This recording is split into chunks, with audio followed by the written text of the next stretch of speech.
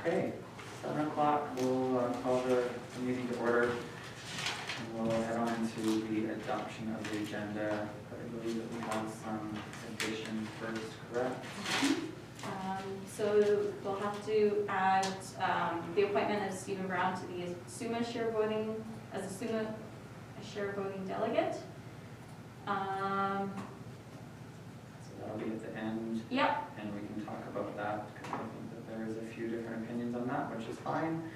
And other than that, that's everything, right? Abby, did you have a follow-up there? It was just the, I did send council and Pat and you the email with the information to add to business arising. Okay.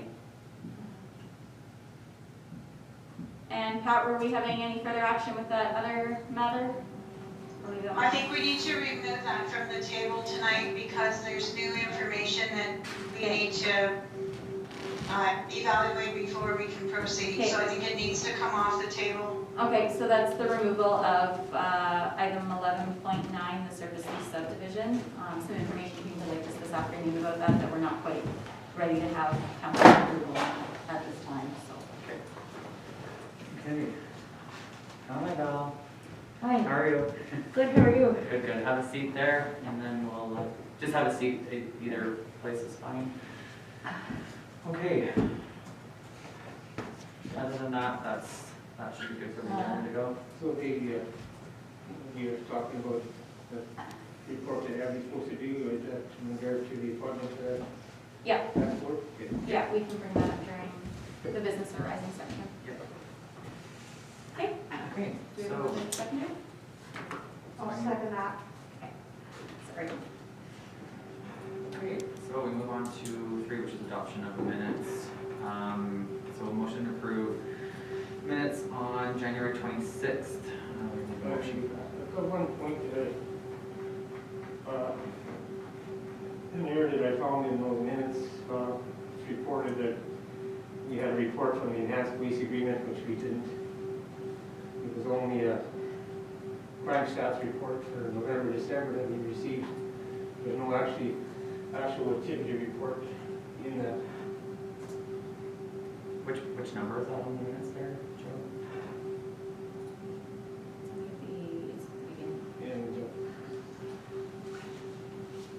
I'd like to just discuss that a little further. 5.21. Yeah. I'd just like to discuss that a little further when we go on camera. Some issues that need to. So, Okay, so with that, then do we strike that, or do we just? yeah, so we can just say the minutes from the 26th council meeting be adopted with the noted correction. Okay. And we can just correct that to motion to read that the reports from the RCMP be accepted as presented if you're comfortable with that. Is there a, So do you want to motion that, Joe? I'll move it. Okay. Be corrected. Okay, and you have a second here? Also. All in favor? Say aye. Aye. All opposed, say nay. You can't move. You can't move. Carries. I was just repeating. All right. Because I was about to say something else. Okay, for the motion to approve for the minutes on February 9th. Any changes or discussion around that? Anyone want to move for that then, please? Also move that we adopt those minutes from February 9th. Okay, second. I'll second that. Okay, all in favor say aye. Aye. All opposed? Aye. All right, motion's carried. Let's move on to, okay, so nothing from business arising from the minutes, correct? well, there, Oh, yeah, sorry, that's yeah, my so mistake. there's Yeah. two things. So we go to amend the resolution 2021, which will be to, obviously without Stephen Brown in place at the moment, Pat Peacock will be continuing until he starts. I believe that he's starting on the 1st, is that correct? The last updated I have, yeah. Okay, so do we need to update the wording of that? So, or- account to March 9th, pending the arrival of Stephen Brown. maybe earlier, Oh, I see. so Okay. it would, I think that would help cover us off, in the event that something gets delayed, we can make another motion. I'll make that motion. That resolution 2021-029 for the January 26, 2021 regular meeting of council be amended to read as follows. Council appointment Pat Peacock, acting chief administrative officer from February 10, 2021 to March 9, 2021, pending the arrival of Stephen Brown, chief administrative officer, which may be Is there a second here? I'll second. Okay, all in favor say aye. All opposed say nay. All right. Motion is carried. And then we would be adding, Councilor Bashir's, business arising there as well. So we can use- Oh, okay. Into, I'm sorry. Just the 3.3.2, a lot of this 3.2, and Adam can speak to that. Okay. Abby, did you want to go ahead and speak on that behalf? Sure. Did everybody receive and read the email that I forwarded? I asked a couple of questions of Ray Galvan, who works with the province. So in that information she provided, there's 2 subcommittees that they've struck. One is a terms of reference subcommittee, which is meeting on Thursday. Northern representation is Bruce Fiddler and Matt Healy. Then the subcommittee for the costs is meeting on Wednesday, tomorrow morning. And she has highlighted in that email response that a position for the town of Orange. Now, she did say that, where is that? It's her opinion that the town of Orange should be a regular member at the larger task force table, as well as represented on the subcommittee relative to police cost redistribution. That's not clear as to whether 1 or 2 members from the community can participate, but you have the information, so I will open the floor to discussion. Does anybody have any questions regarding appointing? Because originally, Abby, this was something that you were interested, right? And I think, Joe, you had also sort of expressed interest as well. Is there any other discussions around this with this email that's come through? I mean, for me, I'm always an advocate of having a voice where we can have a voice if possible. And I think a lot of you guys can agree that we do have a large detachment, and we have some issues that I think anytime we can get some conversation going from our end and that it gives us the ability to do, I think that's great. Anybody else want to add anything else? Well, one thing that I thought that, given the experience that I've had in history with dealing with the RCMP, that I had a lot of ability to leverage more service to the community and more service to the North in general to address some of the issues that we're dealing with. And that's a good table to bring it at, because they're talking about the distribution, and that's a process that's been going on for a long time, and it's just a matter of not beating it at this point, identifying costs, but there's also the pressures that add to those costs, and right now we probably could use another, right now we're paying for 3 positions, we could actually use 3 positions to meet the demand we have in this community. We need to clearly state that. That's why I was interested in. Yeah. So are you still strongly interested in being the representative? If it pleases council, I would. And Abby, you're still interested too, right? I would be still interested, yes. Okay. Anybody else have any discussion or talk about that? So is there, Abby, just so I'm clear, are there 2 potential representative positions here? One at the large task force table and then one at the subcommittee level? I'm not entirely sure, because Ray didn't answer that question directly. So I think what we could do is participate in the subcommittee. And she does mention being part of the larger task force, which maybe we can alternate, Joe and I, and then bring information back to council, because everything will have to come back to council anyway for discussion and ratification. We likely don't need a decision tonight. If there's more information forthcoming, then, you know, we can deal with it. Yeah, it's just, there's a meeting tomorrow, right, Abby? Yeah, so can I just request permission to attend the meeting tomorrow and hopefully be able to corner Ray and get better answers on some of this? Would you be okay with that, Joe? Yep. Okay, okay, I think that would be sufficient if everyone's sort of on board with that. Is there any opposition to that happening from council? No opposition on my behalf. No, I'm fine with it. Okay. So we don't really need a resolution on this until we get a little more information. That's fine. Okay, awesome, thank you for bringing that to the table, Abby, appreciate that, and then we'll move forward after you get a little more information from Ray. Thank you for doing that. Yeah, you got it. Okay, so now we can move into delegations, correct? Public hearing, yeah, and then delegation. Oh, sorry, public hearing, wow, I'm really up to lunch today. Okay, so let's move on to motion to suspend regular meeting of council. Someone wants to bring that resolution to the table, please. I'll second that. Okay, all in favor, say aye. All opposed, say nay. Aye.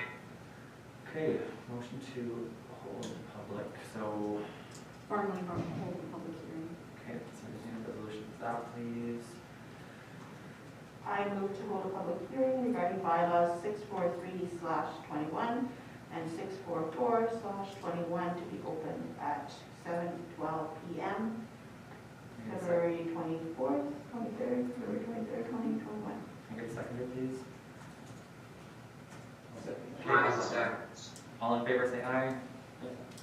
Aye. All opposed, say nay. Okay, motion's carried. Okay.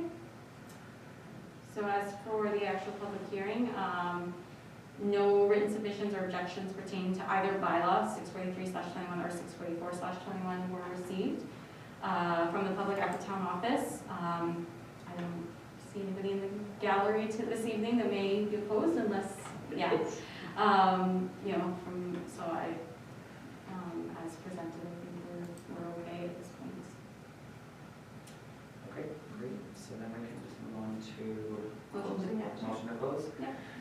Okay, I move that the public hearing with respect to bylaw 643/21 and 644/21 be closed at, still 7:12. I got Oh, 7:13. There we go. On February 23rd, 2021. seconder, I'll second. all in favor, say aye. All opposed, say nay. Aye. Excellent, motion carried. Let's move on to delegations. All right, so we have Val, and so let me just pull this up. Val, if you would like to come up to the podium and speak on behalf of, for Pete's sake, which is still loading on here, and Pete's sake, get up there. You want me? and I'll just remind you just that delegations have 5 minutes, and Yeah. then we'll open it up to discussion. So I think I've sent most of the information. Yeah. I've sent the letter to the leaders, because that's some people that we wanted to approach Mhm. is the leaders in the community. Particularly to encourage, you know, if you hear or encounter in whatever line of work, you know, this project, proposed project, or also I understand that the province is looking at creating a wetland policy for the province, so that's another area where this would be important. So it's pretty well straightforward, I think, is that we just have a great concern about the land.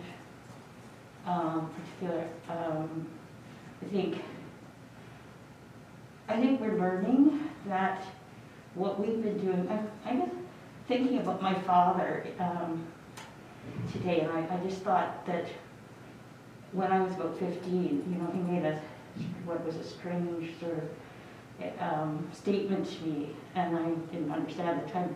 Anyway, is that,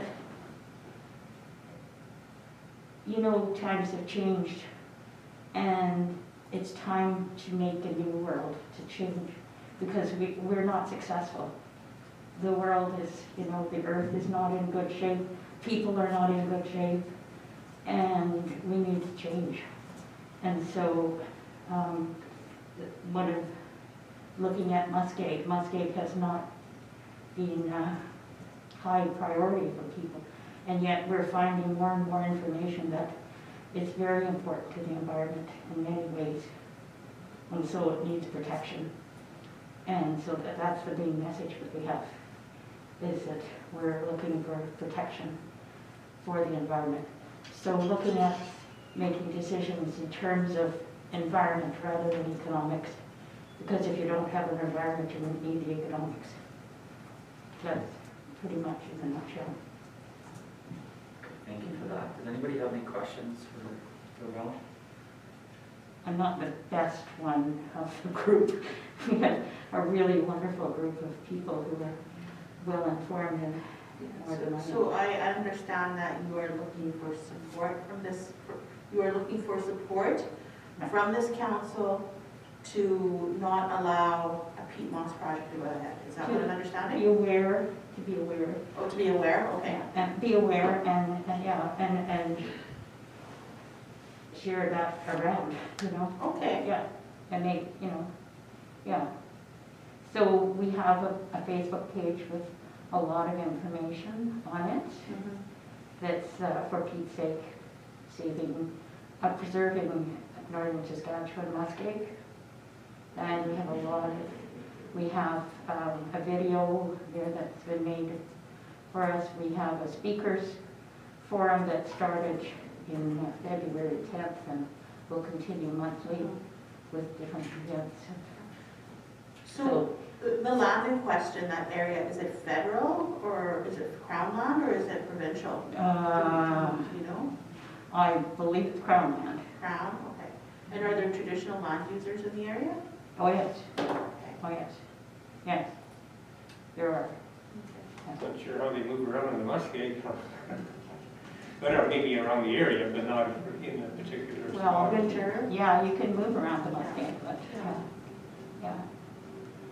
So it's, you know, like it's a vulnerable land because it's seen as wasteland by so many people. It's particularly people, and you know, the settler people. So, It's seen, and Indigenous people have another better understanding, I think, better understanding of the land altogether because they live on it, and they, generally speaking, not everyone, and not every settler person doesn't try to, but speaking generally, but so to be informed about the project, to be informed about.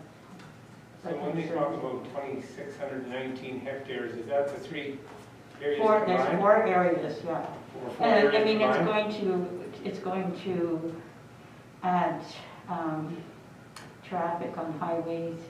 It's not going to do well for any tourism, all those kind of things that, I'm sure.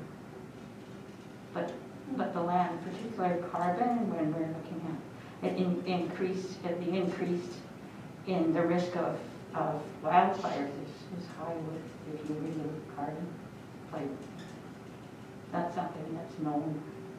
There is risk of flooding as well. It's land that has been thousands of years developing and will not recover quickly. So, if it could recover at all. Right. Any questions from Skype land up there? Yeah, go ahead. So the ask is for support. I just want to put it out to council that there's a twofold role that we have here. I support the economic benefit if it's demonstrated of this kind of extraction project, but you know, if we're to consider supporting the actual project of the peat mining, then we need to know all the details about the regenerative processes that are being used, minimizing impact on the environment, what environmental restoration is going to happen during and after, because how many times have there been all over the province wellheads or uranium extraction activities that have been left, like boreholes left uncapped, unmitigated. It is close enough to our area that we need to think about the impact that it does have on us. For 25 to 30, how many was it? 25 to 30 jobs, seasonal jobs, that doesn't have much effect on our local economy. So when we are asked to support or not support, we should consider those factors. If I can speak, also, if we look at treaties, right, us as non-Indigenous people, and I'm sorry if someone is, and I just don't know around the table. People on video, yes, I know that we do have some people who are of Indigenous descent. We need to remember that treaties did say to the depth of the spade. So anything beyond that is in violation of treaties that have been signed and acknowledged.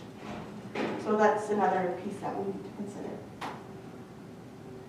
Well, I think when you talk about economic development, it's just like, I haven't seen enough from, you know, other than preliminary numbers, but if they, you know, if the company thinks they're gonna come in here, give us a few jobs and do the processing down east and create all the jobs in the east end of the country, then we're not really getting value for what we have on the ground, even with or without the impact.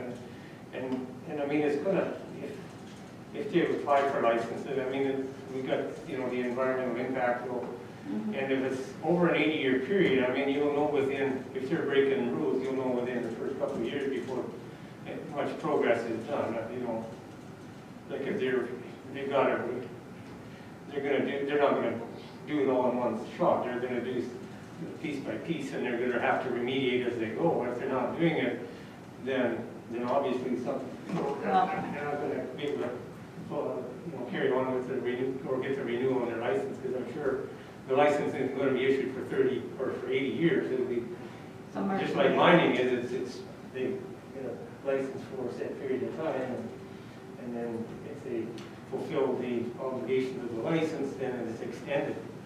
So there's a lot of things to consider and lots of things we don't know. Countries around the world that are stopping, and they're stopping mining that have depended on it for centuries, and they're stopping. Ireland is one example, but there are examples around the world. Because they've come to understand, you know, that, yeah, but anyway. I'd like to allude to the fact that Abby suggested that there's two sides to every story, and we've heard it very loud and clear from the people in opposition to the peat moss. But I think in all fairness, it would be nice to potentially call a delegation or a representative from the Lambert people that are spearheading this project, because to my knowledge, and I'm going to share two stories. One, living up here for the past 30 years, it's a unique story in that we all, from the north, rave on bringing in topsoil to support our gardens, to produce food. The people in the south, we've hauled lots of loads of peat moss to the south because they need the peat moss within the soil to generate food. So I appreciate Val and the group speaking in opposition of the peat moss project. But again, to myself, to base an opinion, again, I would like to hear more information on what the economic spin-offs will be, where this peat moss is going to be utilized, if it's going to be utilized to promote better health and food quality. Again, it'd be nice to hear two sides of the story. The Lambert has held a online session in the lounge and also provided letters about their, and they do have a website as well and Facebook. that outlines the project. So there will be, well, hopefully with the environmental impact process, there should be more discussion for sure. Excellent. Hopefully, I mean. Okay, awesome. Well, I think Anyway, that's I think sort of that- exhausted our time here, but yes, thank you so much for bringing that to their attention. Really appreciate that. And yeah, I do Thank agree. you for your time. Yeah, no worries. And I do agree. I think we can potentially put that out, but we can get some numbers. That'd be. Yeah, that'd thanks be for as well. coming. Thanks, Bob. All right. Okay, let's move on to our next delegation, which is Mass Gold Corp. We have, and is it Engdahl? Jim, is it Engdahl? Yes. So we Yes, I'm here. so we have Mr. Engdahl, the CEO of Mass Gold Corp, on Skype here. So we'll give you the floor to speak about what your plans are for. I believe it's just north of La Ronge, correct? Pardon me, Paul? I believe it's just north of La Ronge, correct? Most of the activity? The project, Yeah. it's all along the La Ronge Gold Belt Right. Road, from La Ronge right up past Mississippi, various projects that we're working on. Excellent. Okay, so I'll give you the floor, and if you want to give us some more information, that would be fantastic. Okay, thank you again, and appreciate the opportunity to give you a little more information on Mass Gold Corp. I think the last time that was presented, it was presented as a joint presentation by Mass Gold Corp and Southern Empire, as the plans were for those two companies to merge. That didn't happen. The shareholders voted that down in October, I believe, of last year. And I became the new CEO as of January this year. So I'm still finding my way around trying to figure a few things out. But I'll give you a very quick summation of what is happening in the La Ronge Gold Belt, and particularly as it relates to Mass Gold, because we think there's just a huge opportunity on the mining cycle, gold cycle, precious minerals and base metals as well, as the bull market seems to have really taken flight. And I think that's one of the things when that happens, northern Saskatchewan in particular does benefit in a major way. But Mass Gold, we're a public entity that we have a very strong shareholder base, and the company was initially led by Ron Netolinsky, who I think everybody probably knows. Ron is very famous in the mining and speculation, or in the exploration industry. He developed geologists, very few of them are part of finding a major mine. Ron has found 3 of them, world-class gold mines, Eskay Creek, Snip, and Brewer Creek. And he had a sympathy for Saskatchewan, because that's where he cut his teeth out of university, and actually was one of the first explorers that was looking at the CB project prior to it going into production with Cloud Resources. And my background goes in back that far in the La Ronge area. I was on the board of directors as well as the director of finance for Cloud Resources when CB went into production. And just to give you a very quick example of what that means, I know you all got a presentation, but I'm going to not be working from that. I'm going to be just kind of winging it a bit. But the CB Gold project started at 400,000 ounces of reserves with a 7-year mine life 35 years ago. It now has 1 million ounces and producing over 100,000 ounces a year. And I think La Ronge has been a really significant benefit on the economic spin-off. Well, that particular mine is within 60 kilometers of the highway that goes right up through La Ronge to Mississippi, and that's where our projects are. One of the things that we are doing from our engagement strategy is to initiate high-level engagement with the La Ronge band, with the town of La Ronge, with the Jim Brady Métis locals, as well as the greater La Ronge communities. And we're going to be developing a strategy to help guide Massgold when and how and what topics to reach out to the key communities more engagement on. Massgold, we seek to establish a long-term working relationship by designing with the key communities a living strategy that meets both our engagement, communication, and working needs. So we're sure would be pleased that we could get lots of questions and knowledge and participation from all the local groups and create a win-win with our partners, and we truly do consider the La Ronge community and in the area as partners. The two areas that we're focusing on right now is the Greywacke area, which is up north of Missinippi and close to the Joe Mallard mine. And the other one is on the Preview North, which is just north of Contact Lake. Now, Contact Lake is also the subject of one of the projects that we would like to resurrect again in terms of mining and add to our portfolio. We presently have 500,000 ounces in resources in the projects that we have at the moment, and we know that there's some more opportunity at Contact Lake, and the government, we have made application to the government for them to have us develop that project as well, and we're well down the road on advancing that. And that will, all these projects will create a significant amount of opportunity in road building, trucking, mining, the environmental work that has to be done. So a tremendous amount of opportunity, I think, exists in all that. At present, we are near-term production, and we hope to be somewhere in production within the next 2 to 4 years. But a lot of work has to be done in the meantime. But we want to be one of the leading gold consolidating companies. With the price of gold doing what it is, the opportunity exists to develop what we believe to be one of the least explored areas for gold in the world.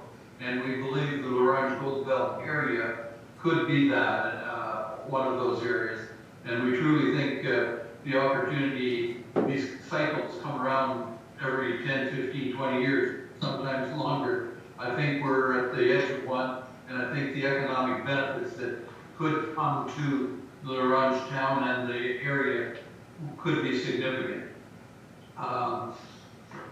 Some of the things that I guess just highlighting our corporate summary is that you are located in Saskatchewan, which is rated as the #1 mining investment opportunity in the world for a geographic region.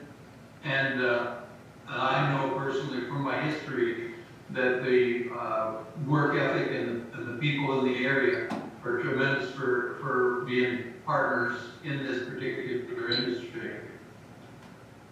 We have a current drill program underway that's going to hopefully expand our resource base from the 500,000 we have, with a target of 1 million ounces. And as soon as we're close to that 1 million ounces or above, we will start talking about production decisions and working from there. So what we have is significant high-grade resource. We have some very large low-grade deposits as well. So there's all kinds of different opportunities, but the big part about all the opportunities that we have is that the metallurgy of these deposits are very good and can be done without cyanidation. It can be done just with straight gravity recovery. So, pardon me, with that in mind, that's pretty well where we're at in terms of the resource. I think other than that, because we only have 5 minutes, we certainly are open to questions, and my phone number is also on the back of the presentation. I would encourage anybody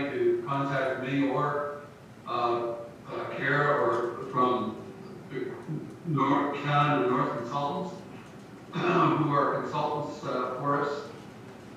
And I would just open the floor to questioning and look forward to working with the town and getting more detail for you in particular in terms of what the direct economic spin-offs could be. But we will fully intend on creating a true partnership throughout your communities. Thank you, Jim. Go ahead, Peter. Well, Jim, Hugh Watt here, a local businessman. We're on the council table here. I've been sitting around this table for this is going in the 5th year. I sure appreciate you bringing this to the town of LaRange and beginning the buzz back and putting the buzz back into the mining activity, especially in that LaRange Gold Belt zone.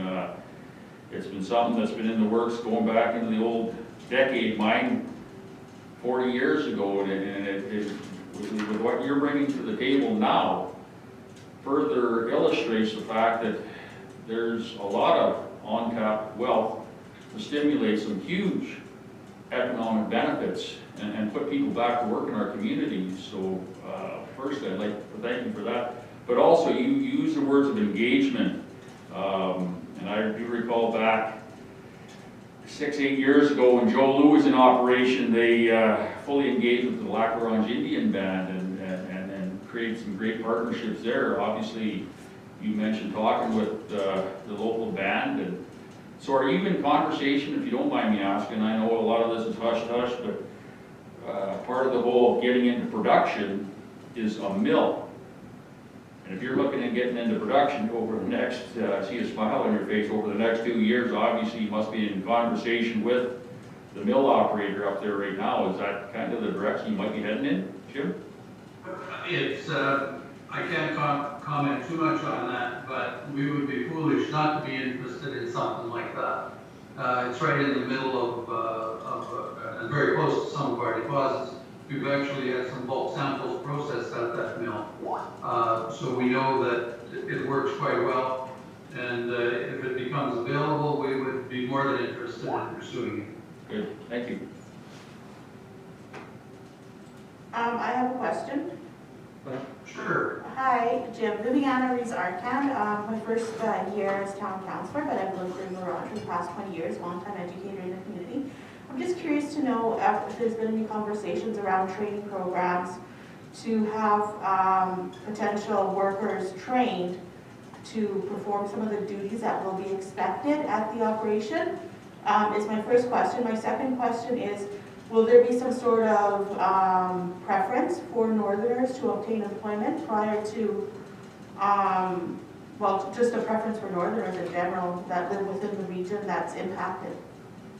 Absolutely, it'll be our priority to work with all northerners and develop as a first priority to fill any particular jobs that may get created as a result of this, and hopefully a long-lasting one. Like I said, the CD Gold Mine started 35 years ago with a 7-year mine life, and that's typically what happens.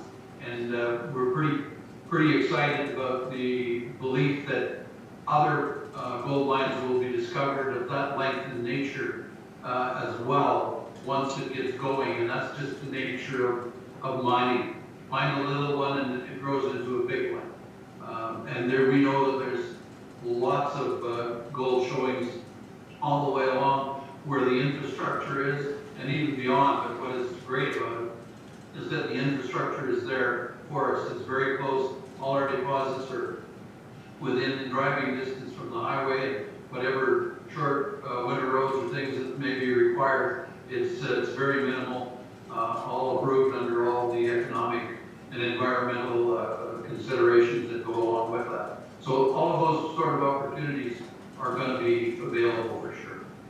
Jordan, go ahead. Thank you.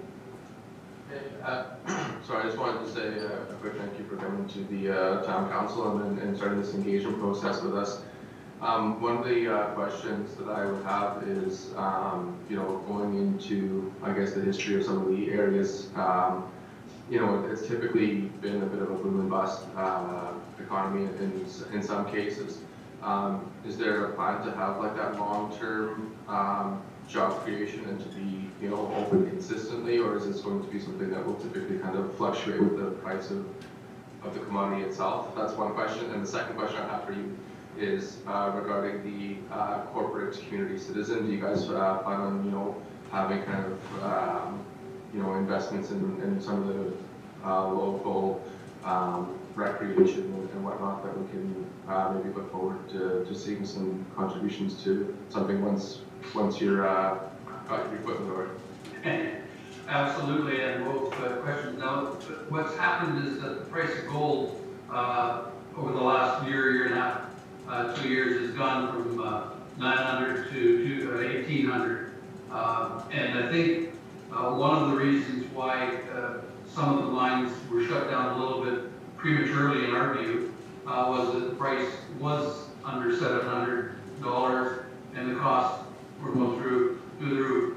The overall forecast looking forward by most gold bugs are suggesting that it's going to go substantially higher. We're working off of roughly a $1,500 an ounce US gold price, and at that, most gold mines should be very profitable.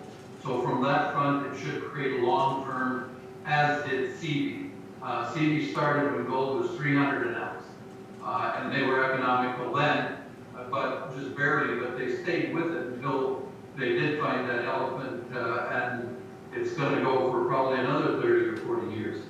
Now on the corporate citizenship, again, those are the sort of things that we certainly look forward to participating and contributing. We're not a chemical yet, but we would certainly be a contributor to the communities in whatever way we can be that would fit within the over economical model that we would have. I have one more question.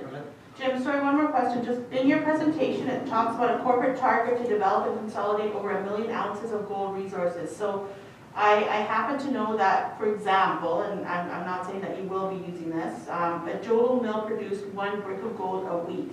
How much is 1 million ounces of gold resources? Like, what does that mean? Production-wise? Like, I'm just curious. 1 million ounces of gold is worth approximately $2 billion in today's value. Okay. Now, in terms of what it would mean in bricks per week, per day, I'm not totally sure. I haven't seen the economic model develop to that stage at this point. But we are working on internal economic models. Okay, thank you. Joe, go ahead.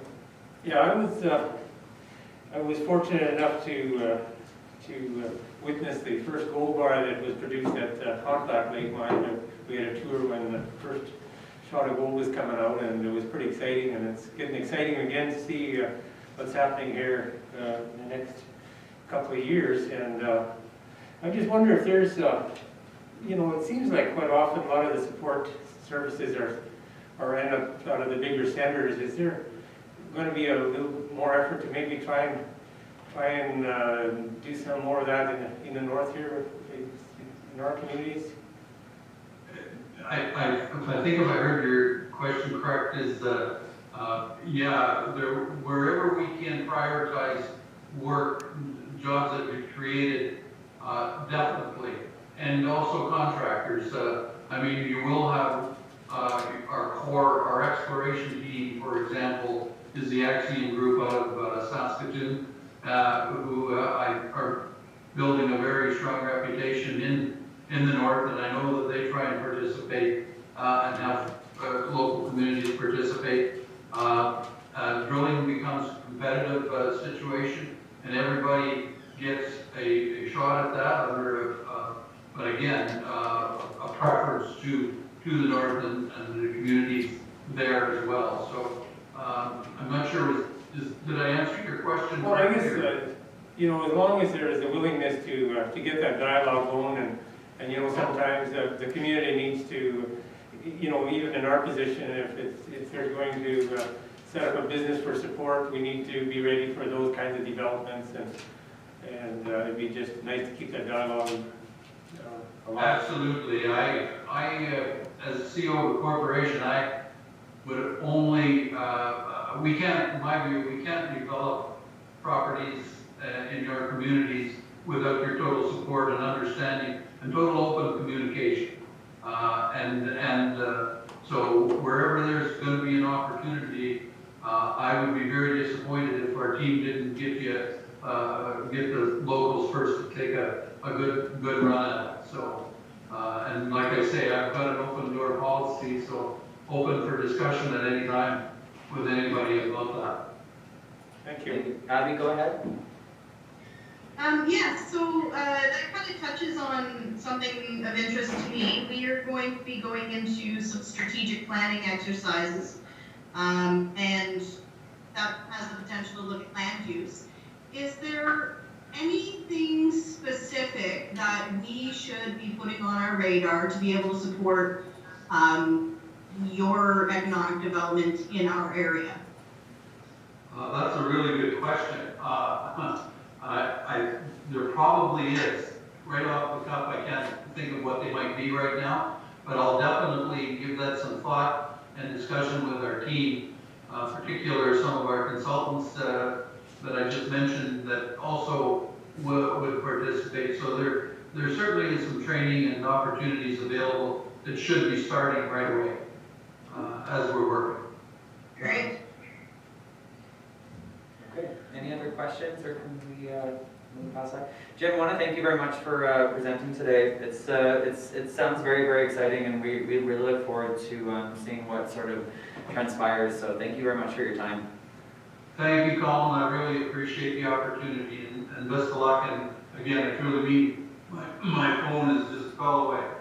Okay, thanks a lot. Take care. Have a good evening. Thank you. Oh, sorry. Oh, I thought Ryan had his hand up.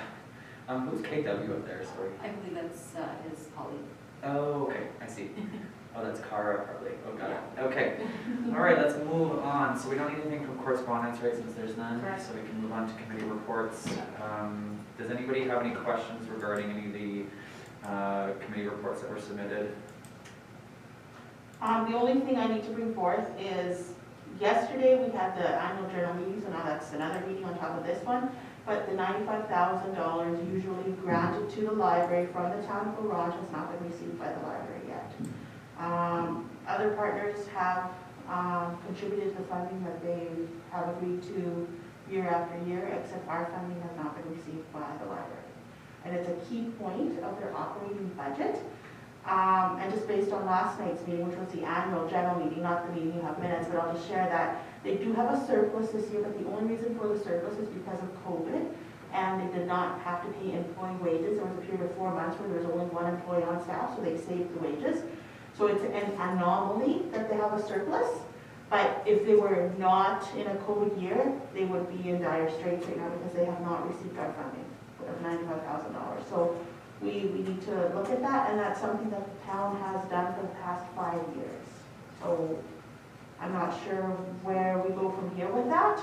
So it's normally done in installments, or of the 95 or whatever that? Pat, would you like to maybe Yeah, speak maybe to that? Pat can answer it. She's in the corner there.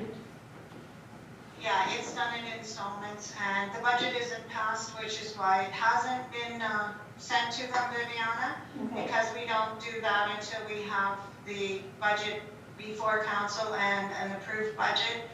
At that time, you folks will decide whether you're going to agree to it, and then we in the finance department will make sure that it happens, whatever your wishes are. Okay, perfect, thank you. Would that be, because we passed an interim budget, would that cover any kind of an installment prior to the official budget being approved? That was not in part of your interim budget, no. Okay, and is it something, is it a very dire situation like that? They're not in a dire situation right now. Mhm. Were it not a COVID year, they would be.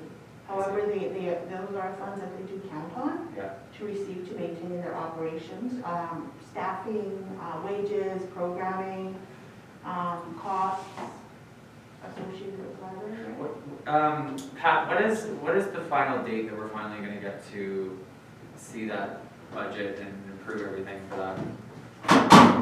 I I'm sorry, Colin, I'm not able to give you that date. That will be dependent on the new CAO's arrival and when he's ready to present. So he's supposed to be here Monday, I believe, and that will be talks immediately, part of the talks immediately when he arrives to get that sorted out. Okay. So what I'm hearing, this seems to be a perpetual problem every year. So we gotta maybe relook at the whole rollout of this on a timing basis. Maybe, because, you know, the other partners have, those contributions are in, it's just ours that's pending, right? And it's ironic because it's, you know, it's a couple steps away. And with that being said, the library does provide a lot of community programming, a lot of access to community resources. They've engaged in a lot of innovative ways to engage people to read and become engaged with literacy, which is very, very important to how they see. Sorry, just 1 second, just Abby's got her hand up really quick. I just wanted to finish my Sure. line there. So Pat, obviously you're kind of a newbie around here too, in a sense of a year. So is that something we can maybe potentially look at then? Is the rollout of this and changing things up to accommodate something like this, do you think, Pat? Well, part of the delay in the budget was the new council, right? And then the other part of the delay in this year was the new CAO. Mhm. So I would hope that now that we have this council and that the new CAO should be here next week, that it could roll out sooner in 2022. But I have no guarantees, right? Great, that's something we want. Yeah. No, we can discuss it at our budget meeting, maybe looking at a different process, probably, Yeah. so. Abby, go ahead. Yeah, I just wanted to ask if it was a possibility that we could approve, we can make a motion to approve that specific quarterly funding to be released prior to us actually getting to our budget if the library was in a situation where us not making that payment kind of affected their operations. If our budget meetings are in March, as I understand, I think it will be okay because the library is currently in a surplus, but that again is an anomaly due to COVID, right? Were that not the current situation, yes, they would be in dire straits. So it's potentially something that we can keep now, but I think something like we should definitely keep on for future talks of our budgetary timeline, because I think there's a few things, right, where we're sort of running into issues now where like we've had this interim because of just backlog, and it just seems like kind of unnecessary, really. Go ahead, Joe. Yeah, I think if it's, you know, it's not emergency funding yet, if it gets to that point, I think we could deal with it down the road. Otherwise, you know, by that time our administrator will be on board and we can, and then again, like Pat says, next year we can have things rolled out in the. Yeah, maybe we do it like a 5-year block or something, instead of every year having to, you know, look at it and. Yeah, I think those are definitely good points for sure, and then we can talk about that once we get to budgetaries. Any other questions on the floor with that? I have a quick question first.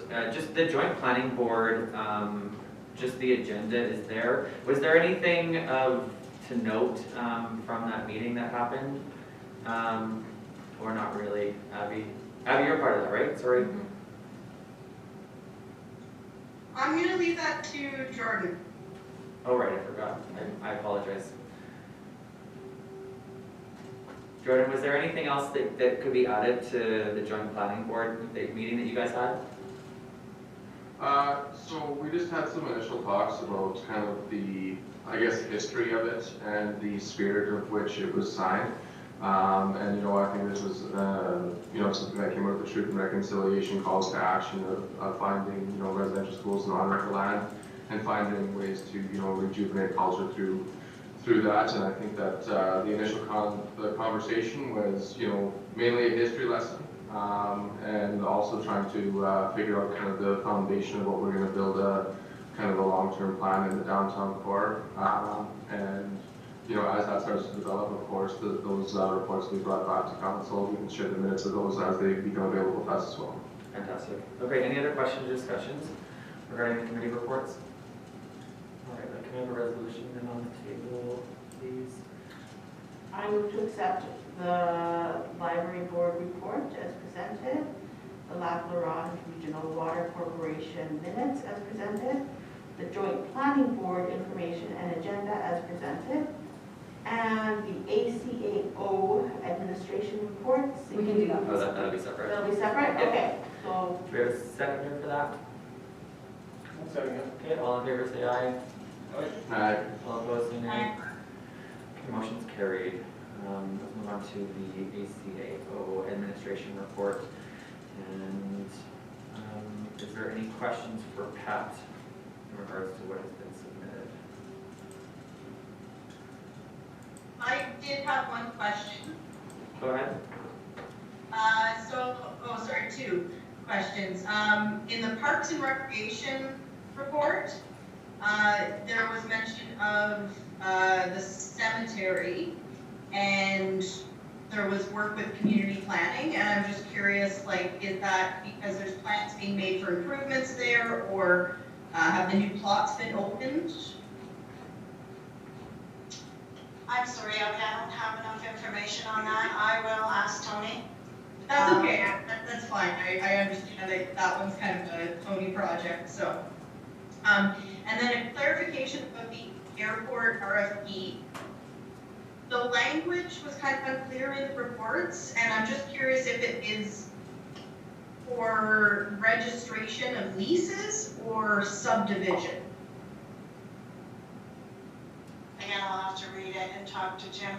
I can maybe chime in. From my understanding, I think it's a little bit of both.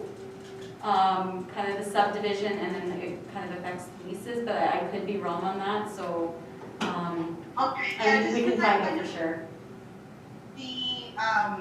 The airport is one single parcel, that has never been subdivided, so I just kind of wanted to understand what exactly we're doing out there, and because it is two different tools, subdivision versus lease registration, so I'm sure we can suss out more information on that as it goes Yeah. along. Yeah. Okay, any other questions? I have one. First off, I'd like to say thank you for the service tracker information that we have here as well, kind of giving us a snapshot of, you know, where we might be seeing some challenges as an organization. Is there anything or any opposition to, you know, when we go through our budgetary talks to also see some like the core issues, whether, you know, when we're looking at public works, I can see that, you know, we're getting an X amount of you know, as it's broken out through. Is there going to be kind of reports that are given throughout our budgetary processes on how we can start to, you know, either look at supporting the organization through any kind of capital or operating increases, or, you know, if there can be some money shifted around to better, I guess, service, just to bring down some of the, I guess, issues that we might be seeing? That's certainly something you could send to an email to Stephen and ask him to be aware of presenting that to you when he presents the budget to you. Perfect, thank you. And maybe just type in there too, like for instance, snow removal and winter maintenance, you know, that's gonna be tied. I know that's a topic that'll be coming forward here hopefully in the near future for you guys to be looking at policies and things like that. So, you know, considerations through those means as well might be an option too, but it's not always just complaints. Sometimes it's just tracking, you know, certain things for record keeping purposes as well. So, or it's just a request. It's not necessarily a complaint too. So, just be mindful that you kind of have to look at each one as well. It really matters. But Thank you. Go yeah. ahead. Yeah, I think it's important that, you know, firstly, we identify an amount of money that we're able to afford to deal with some of the community issues that we want to deal with. And secondly, then we decide how we're going to divvy it up each year. And so it's kind of a two-part thing, but it's definitely going to be, you know, carried out during the budgetary process, and hopefully there'll be some good discussion around that. For sure. Any other questions regarding the reports from the ACO? All right. So throw a resolution. I will make the motion to approve the ACAO report. I'll second that. All in favor, say aye. Right? Aye. All opposed, say nay. Motion is carried. Okay, let's move on to financial statements, budgetary control report. Is there any questions regarding budgetary control reports, the checklisting? I guess it's all to be separate, right? Maybe all together? Okay, budgetary control report, checklisting, bank reconciliation. I had some questions and I was able to talk to administration and get some answers to them, so I'm Okay, anybody else? I will make a motion to receive and file the financial statements and updates. Have a I'll second that. Okay, all in favor say aye. Aye. All opposed say nay.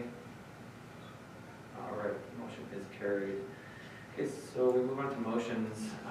We get into the Uniplex feasibility study, the RFP. And I believe that this is to approve, and this was done at our committee of the whole meeting, right? So this is us going ahead with the RC strategy proposal of services. Is there any discussion before we put this forward? If not, I'll make a resolution, please.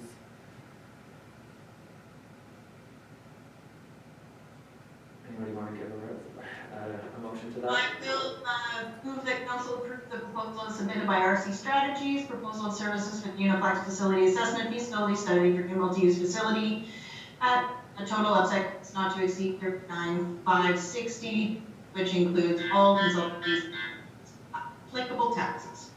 Do I have a seconder? I'll second. Okay, all in favor say aye. Aye. All opposed say nay. Motion is carried. 9.2 municipal grants, and this was to for the town of La Ronge municipal grants to the community groups policy as presented.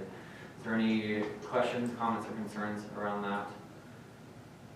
I will make a motion that council approve the town of La Ronge municipal grants to community groups policy as presented. I'll second. Okay. All in favor say aye. Aye. Aye. All opposed say nay. Okay, motion's carried. The Embracing Life request as discussed in the committee of the whole meeting as well. Any questions around that before we put a motion on the table? Okay, I'll make the motion that council approve the request of the Embracing Life Initiative by providing administrative assistance regarding the distribution of the $50,000 grant ELI receives from the Lawson Foundation in compliance with their legal requirements and only on the basis that the town accepts no other responsibilities or liabilities regarding this initiative without exception and may withdraw from this arrangement at any time without notice. I'll second. Thank you. All in favor say aye. Aye. All opposed say nay. All right, motion's carried. Move on to the next, Lac La Ronge Community Mobilization Request, which is identified in their letter. I move that the financial request of the Lac La Ronge Community Mobilization. I'll move that Oh, sorry, there's some go ahead, Viviana. As identified in the letter dated December 10th, 2020, be forwarded to the 2021 council budget process for review and consideration at that time. And we have a seconder. I'll second that. I'll second. Excellent. All in favor say aye. Aye. All opposed say nay. Motion is carried. And the last motion on there is the community safety and well-being facilitator. Okay. I move that we provide a letter of support as requested by Ms. Andrea Cowan on behalf of community safety and well-being regarding the proposal for funding to the province of Saskatchewan to retain an outside facilitator to oversee the development of community safety and well-being strategic plan for the tri-community area. Do I have a seconder? I'll second. Okay, all in favor? Say aye. Aye. All opposed say nay. And motion is carried. We'll move on to bylaws. Bylaws 10.1, which is bylaw 643/21 and 644/21 issue report. And is Robbie available?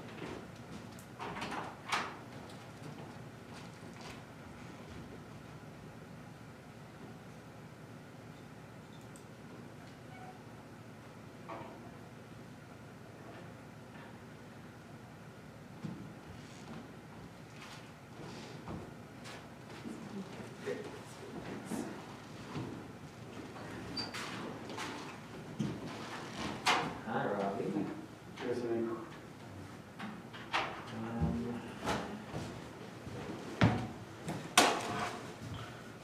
bylaws, the readings. Yeah. Guess any questions? Basically, I didn't hear you receive any comments or public hearing. I guess no one showed up. So I guess I didn't receive any comments or concerns regarding the zoning, rezoning of the lots, designation of the zoning. So basically, we just have to pass the second and third reading if council is in favor of it. Anybody want to throw a motion out? Is that 10.4? 10.1. 10.1. I'm ahead of myself. 10.1, okay. Mine's just loading, if somebody else wants to go ahead. I'll make a motion that bylaw number 643/21 being a bylaw to amend bylaw 57116 known as the official community plan to redesignate lot 22 block 8 plan 1023100074 from high density residential to commercial and be read a second time. Seconded? I'll second. Okay, thank you. All in favor, say aye. Aye. All opposed, say nay. So motion's carried. So then do we also go ahead with the third today, tonight as well? Yeah. You could do it. Yeah, I move that bylaw 643-21 being a bylaw to amend bylaw 571-16 known as the official community plan to redesignate lot 22 block 8 plan 102-310-074 from high density residential to commercial and be read a third time and adopted. Excuse me, before you can read a third time, you must do unanimous consent for the third reading. No, we've already had the first, it's only if you have all three readings of the meeting. First one before. Okay, sorry. Yeah. You're wrong. Okay. Okay, do I have a second? I'll second that. Okay, all in favor, say aye. All opposed, say nay. Aye. Okay, motion is carried. Okay, so we are on to 644/21. And this is for this, I will make a motion that bylaw number 644/21 being a bylaw to amend bylaw number 572/16 known as the zoning bylaw to rezone lot 22 block 8 plan 1023100074 from R2 high density residential to C1 general commercial be read a second time. I'll second. and all in favor, say aye. Aye. All opposed, say nay. Aye. Okay, motion's carried. Next one. I move that bylaw 645-21 being a bylaw to amend bylaw 628-20 known as the town of Garage. No, Sorry, sorry. Temprador. Yeah, sorry, 10.4. 10.4? Yeah. Oh, okay. No, I'm still low. Oh. I move that bylaw 644, I thought we just did 644, did we not? You had to do a second and third. Yeah. Oh, 644-21 being a bylaw to amend bylaw 572-16 known as the zoning bylaw to rezone lot 22 block 8 plan 102-310-074 from R2 high density residential to C1 commercial. General commercial be read a third time. Secondary. I'll second. Okay, any further discussion on that? All in favor, say aye. Aye. All opposed, say nay. Okay, motion is carried. Third time. All right, so now we can move on to bylaw 645/21 for first reading. Thank Okay. you. Aye. Okay, and do I have a seconder? I'll second that. I'll second. Okay, all in favor, say aye. Aye. All opposed, say nay. Aye.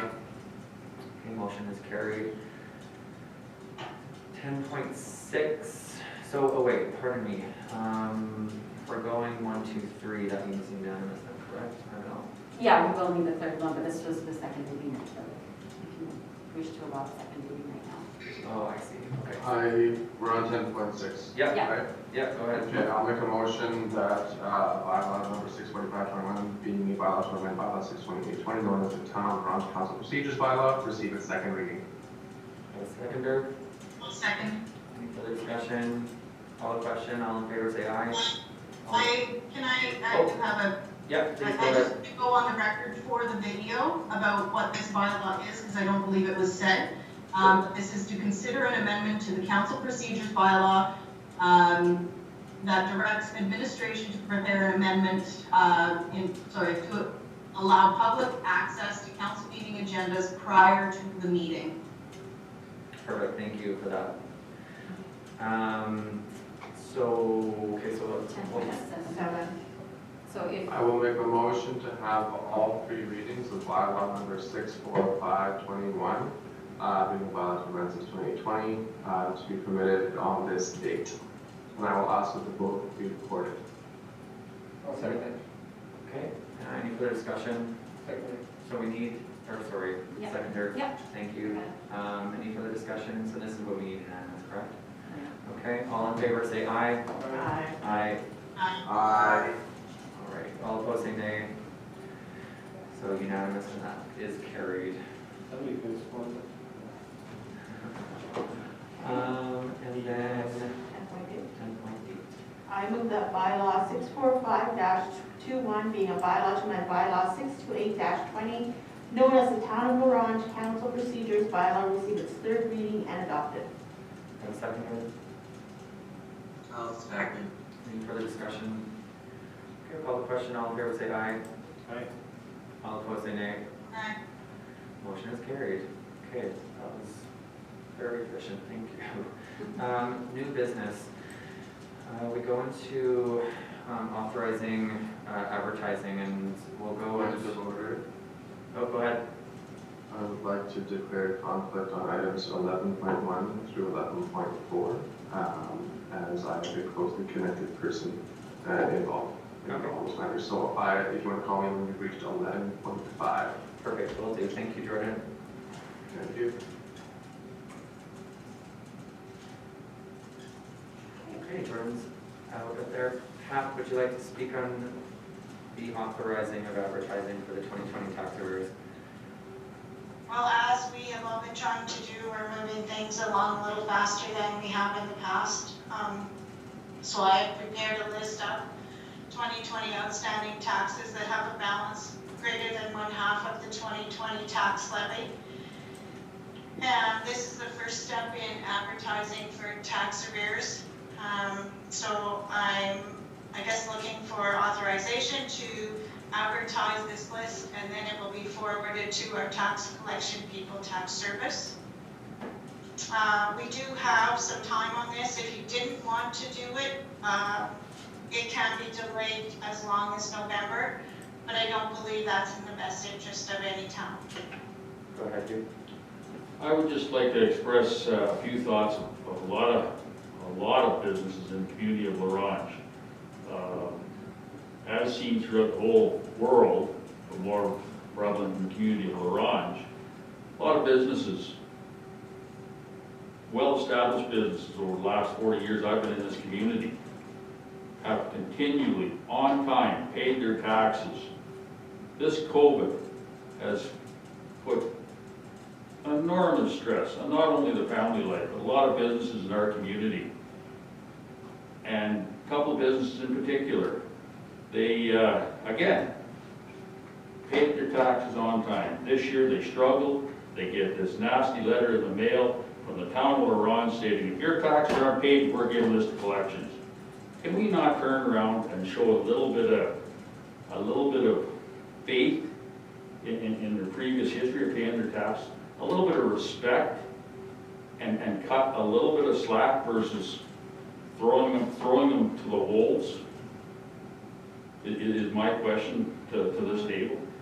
Pat, can you talk a little bit about some of these, because I mean, there are a lot on here, and I do know just with the conversation that I had with you regarding some of these outstanding bills are coming from some pre-COVID payments that have not been paid still, right? So this is sort of long-standing issues with some of them, and also sort of discuss about what sort of payment option and payment plans are available for people that can't pay taxes.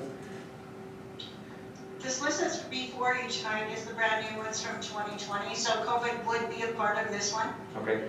Previous council instructed administration to proceed with tax service because of the amount of arrears. And Mr. Watt, you may be able to remember that we brought that forward in the fall because it was a horrendous task. And Mayor Colin is referring to the list that came at that time to the table, and at that time it was a huge number, and it was over a period of years. The process with tax service is that they offered residents an opportunity to make a payment plan. And you will see in some of my later issue reports that some folks have taken advantage of that. Other folks have not. I guess direction from you, but we have paid these folks to take care of the previous ones. Yeah, go ahead. So, I appreciate that. Come to you. Yeah, I appreciate that, Pat. Yeah, you're exactly right in that, and it's unfortunate that everything, I apologize, I was a little harsh in that, but it's unfortunate, again, everything's been lumped into this whole COVID year in a sense, and again, the people that we've asked of the services of, they've just lumped it all into one, so Well, they're following the acts. We have a tax enforcement act that municipalities must follow, and they are following the act. So it's not any different in any other community if they're doing the proper procedures as far as the acts are concerned. Thanks for sharing that. Now I will pass that information on to, the people that I've had conversations with, so thank you. Sure, and I'm willing to talk to them if they want to talk to me about it. Sure. Abby, go to you and then Ryan next and then Joe. Go ahead, Abby. Sure. Hugh brings up a great point. I can understand that this year people in arrears may be more numerous than other years. And the business community does bear a high tax burden, so I do understand the concern with that. I'm just curious, Pat, if you know offhand, what percentage of tax arrears are commercial properties? I don't, sorry. I don't. That isn't something that I track. I track paid and unpaid. Yep, and that's fine, because taxes should be applied fairly. And that's what keeps our stuff, that's what we work with for our operating budgets, right, is tax dollars. So Yeah. if we don't collect, then it makes it tough for the other side. And so subsequent to Hugh's point, I do see that while we may go through an enforcement process and follow the act, set a standard where we try and collect our tax levy, we do have the opportunity in setting our levy in our rates for next year, or this year, whenever we set that. Clarify for me, Pat, if you would, where we're at, when taxes are set, they're set for the current year? That's correct. Okay, So when you do the budget, we'll say March, because we, at this point, assume that's when it might happen. The budget will decide how much dollars you need, and then the mill rate plus the base tax will have to create that. Mm-hmm. And so that's when the taxes come into play, right? Okay, so that, I will put that forward to my fellow council members about the opportunity that we have, knowing what our financial position is as a municipality, as well as some of the additional COVID funding that has come from different funding sources like provincial government, et cetera. We should maybe look at, it's an unprecedented year, so when we're setting those tax levies, we can look at offering our residents and businesses some relief potentially. Okay, thank you. Ryan, go ahead. My question is to do with e-tax service. Their payment plan, do they make it reasonable, or do they say you gotta have it paid in 3 payments? Like, what are kind of the arrangements, or do we know? A maximum of 3 years to bring it to a zero balance. Okay, thank you, Pat. Joe, go ahead. Yeah, with that, I think that's reasonable. To be given 3 years, of course, there's going to be penalties and stuff like that. But that's sometimes part of it. And maybe, like Abby says, if we could look at a break for the residents, maybe we can do that. Who knows, right? So, but I think allowing a 3-year payment plan is suffice for time. Okay, thank you, Ryan. Joe, go ahead. Yeah, well, once this list goes to the tax service, do they enter into negotiations in terms of payment plans with these clients at that point, or do we lose that ability to do any kind of a 2-year plan, kind of to catch up?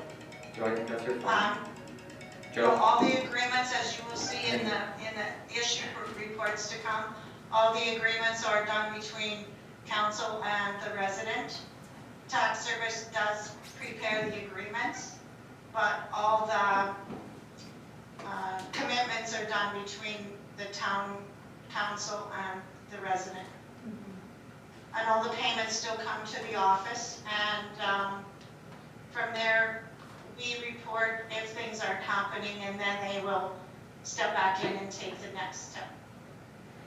But start to finish, Just from one- these arrears that are sitting here on the table tonight, it's probably a 3-year process before we get to taking title from them. So they have lots of opportunities to make changes, to borrow money, to do whatever they need to do to bring it current. In regards to the idea that Abby brought forward, I would be on side with perhaps forgiving penalties as a result, which would actually extend a little bit of time, but I don't know if I'd be able to go beyond that. You know.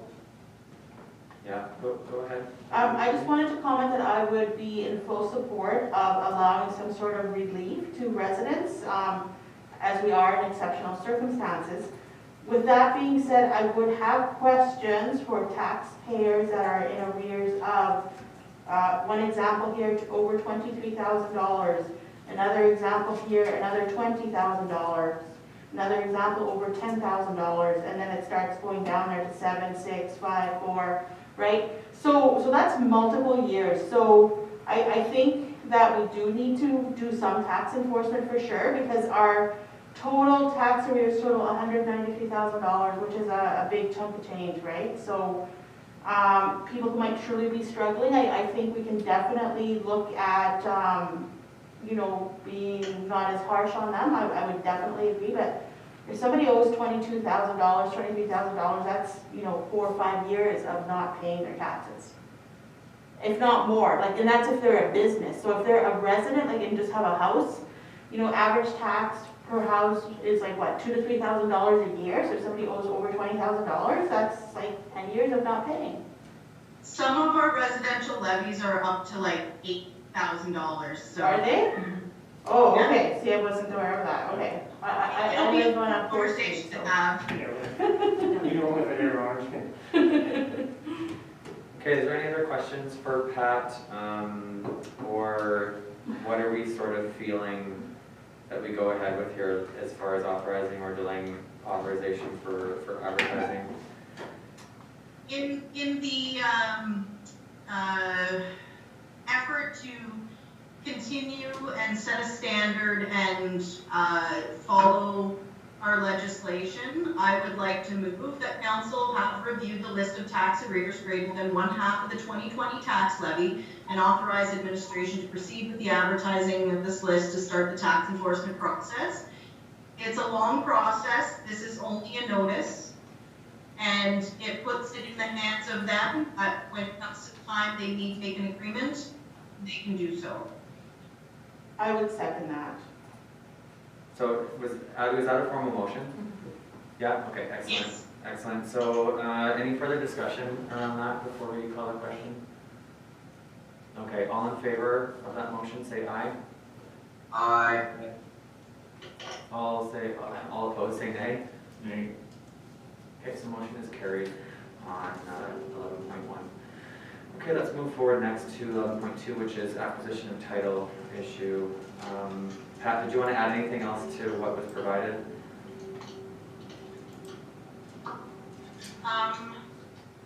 This property is a property that's been well in arrears. The 30-day final notice was issued June 5th of 2020. There's been no communication. So it's at the end, and we're at the point where we're ready to proceed to acquire title. So for tax service to do that, we need a motion that tax service on behalf of Northern Town of Launch be authorized to proceed under the Tax Enforcement Act to acquire title of the Lot 7, Block 33, Plan 78, PA 26077, Extension O, title number 127057484. I so move. I'll second that. Any questions or discussion? Yeah. Again, I don't know the property and whatnot, so I do have a question, Pat. If we acquire this piece of property, say there's some environmental issues with it, we assume that risk then too, Pat, or what?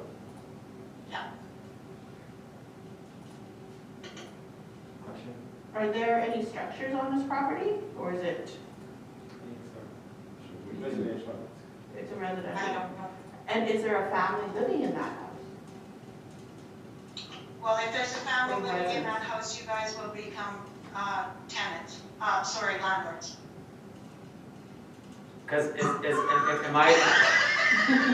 am I correct in saying that to get our money back from that, then it potentially goes to sale, and law states that we have to get fair market value for it in proceedings with that?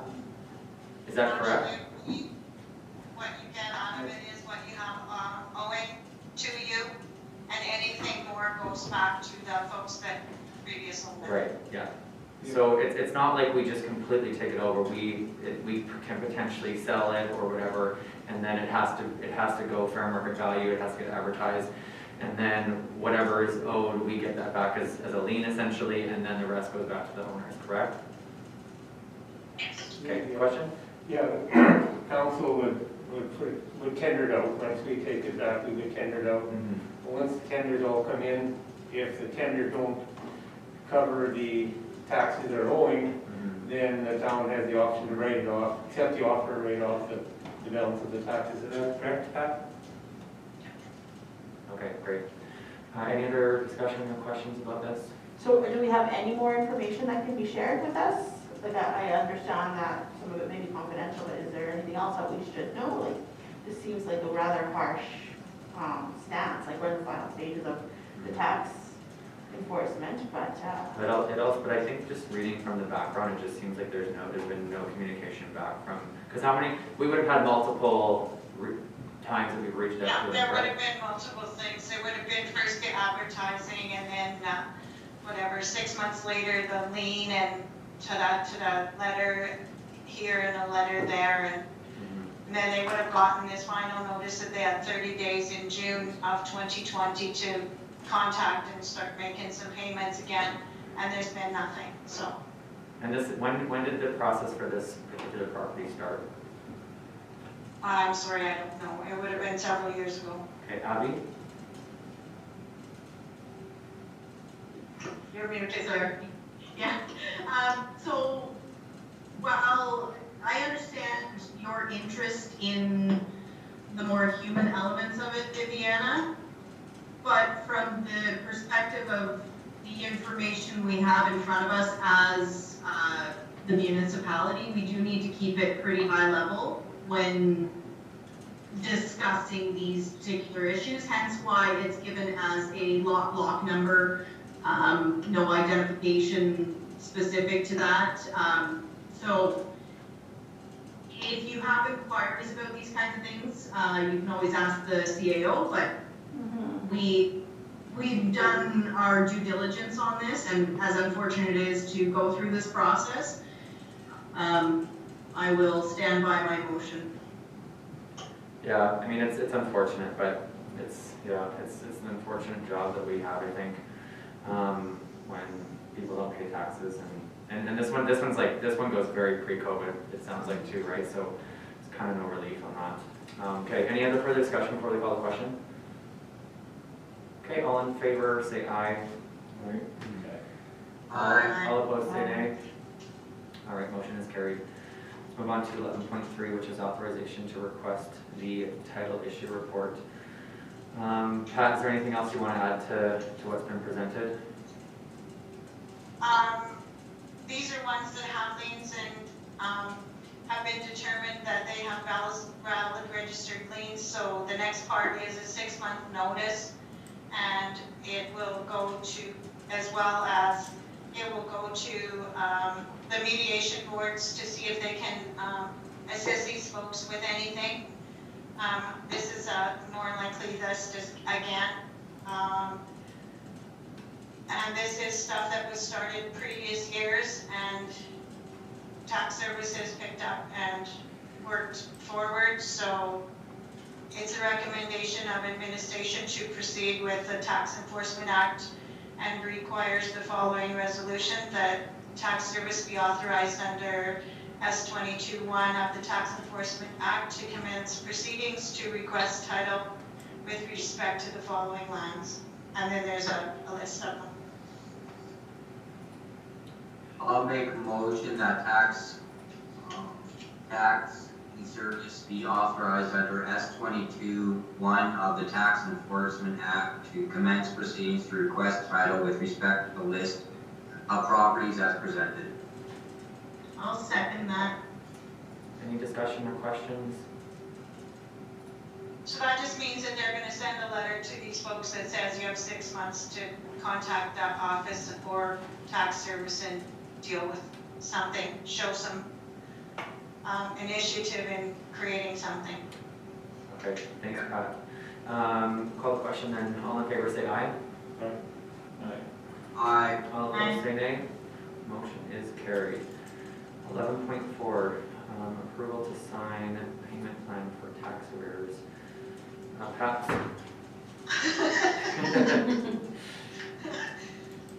They're just kind of in a wonky order, so it's maybe a little hard for some that don't understand that. This one just says that tax service has sent some letters out, and these folks at these 3 listed properties have decided to go into a payment plan to bring their tax arrears current.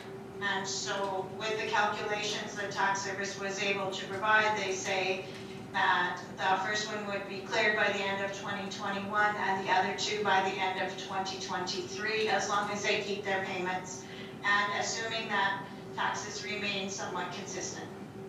Okay, no, I think it's good, Pat. I mean, there's a lot of us that are new, and it's good for us to sort of understand the processes with it, so we really appreciate it. I move to authorize the mayor and CAO to sign payment plan tax servicing agreements for property owners at Lot 26, Block 21, Plan 76, PA 24039, account proposed to be cleared within 2021 calendar year. Lot 45, Block 12, Plan 74, PA 23540, account proposed to be cleared within the 2023 calendar year.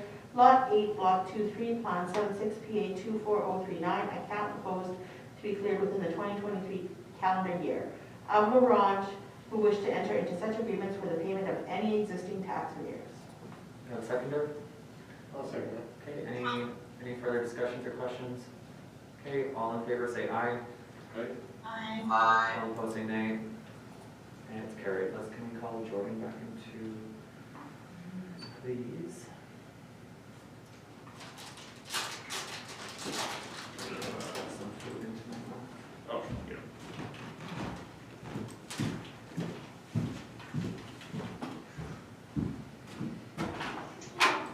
Wakey, wakey, lad.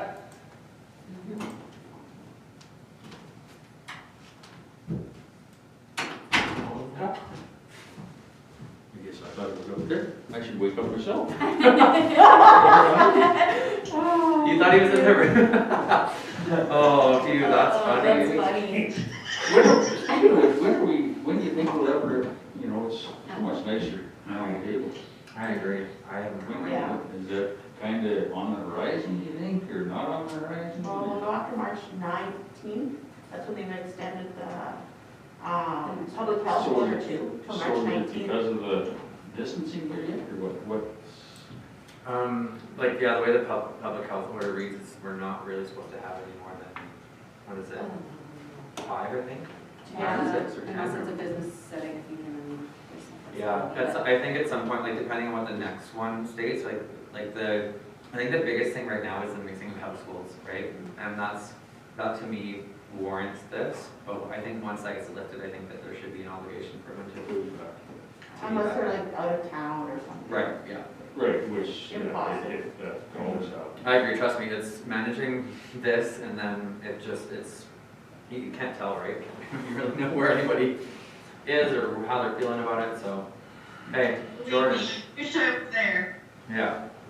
Okay, we'll move on. We're kicking through this, which is really good news. 11.5, write-off of uncollectible and disconnected utilities accounts. Perhaps. Yes, Mayor, I'm still here. Perfect, thank God. This unfortunately is a list of renters who have left rental properties without clearing their utility billing and have left no forwarding address. So administration hasn't been able to contact them and they haven't come in to pay their existing utility bills. I will, I can't give you a date today, but I will revise the bylaw so that it remains in the landlord's name. And by doing that, there won't be this list anymore because the landlord's landlord's utilities can be transferred to taxes. But right now, this is how our bylaw reads. So we kind of have two options, either permission to write them off or permission to send them to a debt collector company that would have more resources and time to source these people and collect these arrears. So I guess I'm looking for direction for the finance department as to what you'd like to do. What's the cost to send this to a collection agency? I don't know that because I haven't researched that. Okay. Most of them that I know would be a percentage of the bill. Right, so the bill's at $11,410, so let's say it was, like, what, does anyone know what a usual amount is that the collection agency would take? Off the top of my head, I think it's like 40% or something that they collect, isn't it? I'm not sure though. I do have a question. Oh, sorry, go ahead. No, I was gonna say, I'd lean more into to sending it to collection as opposed to just totally writing it off. And I agree with Pat in terms of the change in policies going on into this again. I know Sask Energy, they require a tenant agreement in order to, or they won't turn your gas on for a tenant. So, I think we could, use, something similar to that. Pat, is there provincial legislation regarding utilities and whether that can actually be done? Because and this is just from my knowledge of Ontario, is that it stays with the tenant and it cannot be put onto the landlord in a sense. So is there any provincial legislation? No, it can't in this case, no. But Okay. if we change the bylaws so that all the utilities were paid by the landlord, so for instance, if Joe owns 3 homes in LaRange, he would get the water and sewer and enviro bills for all 3, and he could either add it to the tenant's water and sewer or whatever, their rent, that portion. Mm-hmm. But yes, that's legal. Got it, okay. Abby, go ahead. I just noticed that most of these accounts are over 90 days, but over 90 days is 90 days to infinity. So I'm just curious, are these within the last year or within multiple years? Well, some would be more than a year, because if you paid a yearly rate, it's 9 something a year, right? So It's this account is 92 or for 4, I'm not sure which it is a month. tenants. Just one sec, we're gonna go to Ryan first. It's 1104 a year. Okay, so we're writing off mostly a year's, like, within the year. If we were to write this off, we'd be writing off a 2020 bill for most of these people and some of them into 2019. That's correct, yes. And I think it's been done, I think that in the past, that council has written them off from what I understand from administration girls here, but I don't want to take on that without having direction from council. And Ryan, I see your hand. course. Go ahead, Ryan. In my dealings with collections as a service, they don't charge unless they get your money as well. So you don't pay a fee up front for the ones I've used, like from Regina, right? And this is from my previous job. So they don't collect, like, if they don't collect your money, you don't pay them. Do you know what the percentage was? I think it was a high 28 or something like that, somewhere around there. You know, it was high, but, you know, it's better than getting nothing, right? I would say. Joe? Yeah, Jordan? Sorry, Joe is first here. So these the accounts that are owed are from tenants that have, there's been a change in occupancy and they've left. So, is there a list, names kept in terms of if they apply again, that they be dealt with in a different manner at this point, without changing policy, if we don't change policy? Pat, do you know the answer to that? Could you repeat the question, please, Mayor? It's basically stating that is there a list of names that attach to these amounts, and then moving forward when they try to get utilities set up again, do we deny them, or how does that work? If they've transferred from one location to another, we're able to collect because we know that. But if they leave town or go to Air Ronge or whatever, we don't know that. And so if the mail comes back, that's all we know, right? So it's not based on name, it's just based on the location, essentially? Well, there's names attached to them for sure. So does that implicate, because I mean, we're talking about the specific utilities, so is that something that, like, say a resident moves from La Ronge to Air Ronge, and then they apply for services like this, does that pop up as a red flag when they try to apply for utility services again, or no? I am not sure. I don't actually do the utility billing here. Okay. I would think that it would be a red flag as long as these aren't written off, right? Because we would know if they've been written off and gone for a couple of years, we may not track them anymore in our system. And there's a recent change in software, so Gotcha. I would think that in the past they may have been able to get away with it. I would hope that in the future they can. Gotcha. Does that answer your question, Joe? Yeah. Okay, Jordan, go ahead. So, the only comments I can really, raise on, is, I think there's three parties involved here. I think there is the town, obviously, the service provider, water and sewer, services to a building. Now, the renter, obviously, their job is to make sure that they've signed up through their processes of what they've signed their agreements to. And I think the last party that we need to make sure that we're being cognizantly aware of is the landlord as well. From my understanding, a landlord is capped on what they can raise rents to, and there are also with legal documents, if it says that renter is to provide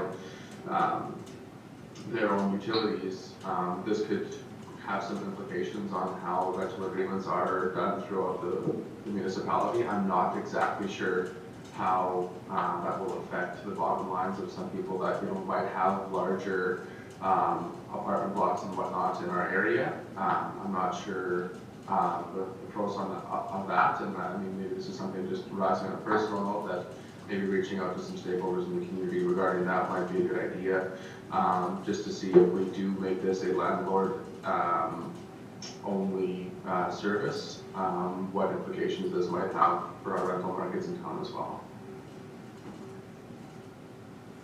Ryan, go ahead.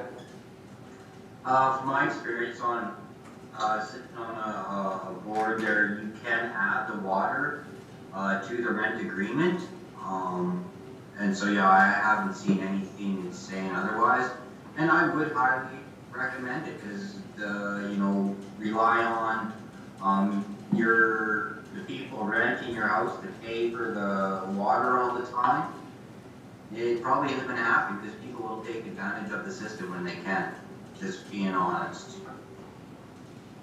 So the last thing that I want to sort of add to this is that I think a lot of people are we're a little bit on both sides here, but maybe a little bit more towards sending it to debt collection. Do we really want to be sending $1.88 and $7.14 and $3.88 to debt collection? Is that worth our time? And do we want to be setting a minimum or maximum of where, like, what we're doing here? I would think we suggest have you to- probably would do that, yes, ma'am. This is a complete list.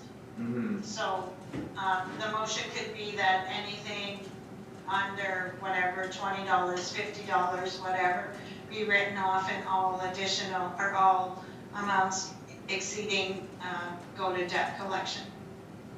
Hugh, go ahead. Actually, I think you'll probably agree with me on this one, Joe. You're gonna find out that a debt collector is not going to probably proceed anything under, they'll have a cap, you know what I'm saying? They're not gonna chase, I'm gonna go out on a limb, and they're not gonna chase anything under $400. It's not worth their time. So that's something to take into consideration if you're looking at giving this to a debt collector. They go after 11, but they're not going after $300-400. You know, yeah, when you look at the total, it sounds like a lot, but when you break it up into little segments, you know, the effort they gotta go to each one is going to make a difference whether they're even interested in it.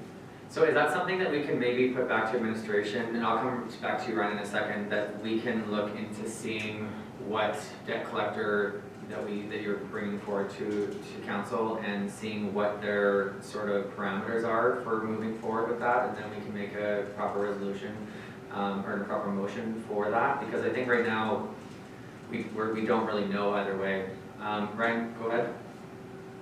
I think the important part for me on this one is I do realize like the tax, or sorry, yeah, the collection agencies, they're not very successful.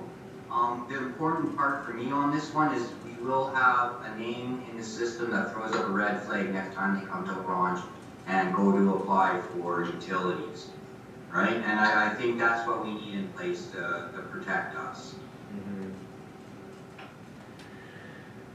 Yeah, and, Yeah, go ahead. and I guess for me, the one piece would be just to set a precedent, right? Because it seems to be okay to not pay your taxes. It seems to be okay to not pay your utility bill if you leave and decide not to, right? So we need to set a precedent around some of those pieces.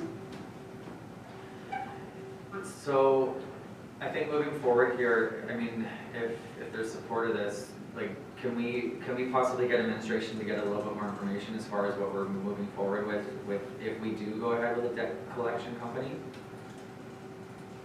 Sure, and so you're asking me for what their minimum amount would be that they would collect as well as a cost to do the collection, am I correct? I don't think it's about the, like, how much percentage they're gonna take, because I think it sounds like most people are on board for that, but I think just so that for clarity in what we put forward with the motion here is that we need to know what the minimum is that they will take on, and then kind of going from there, right? Because to me, right now, we have such a wide variety of outstanding fees here that, I mean, because right now I think we're sort of implying it's all or nothing, right?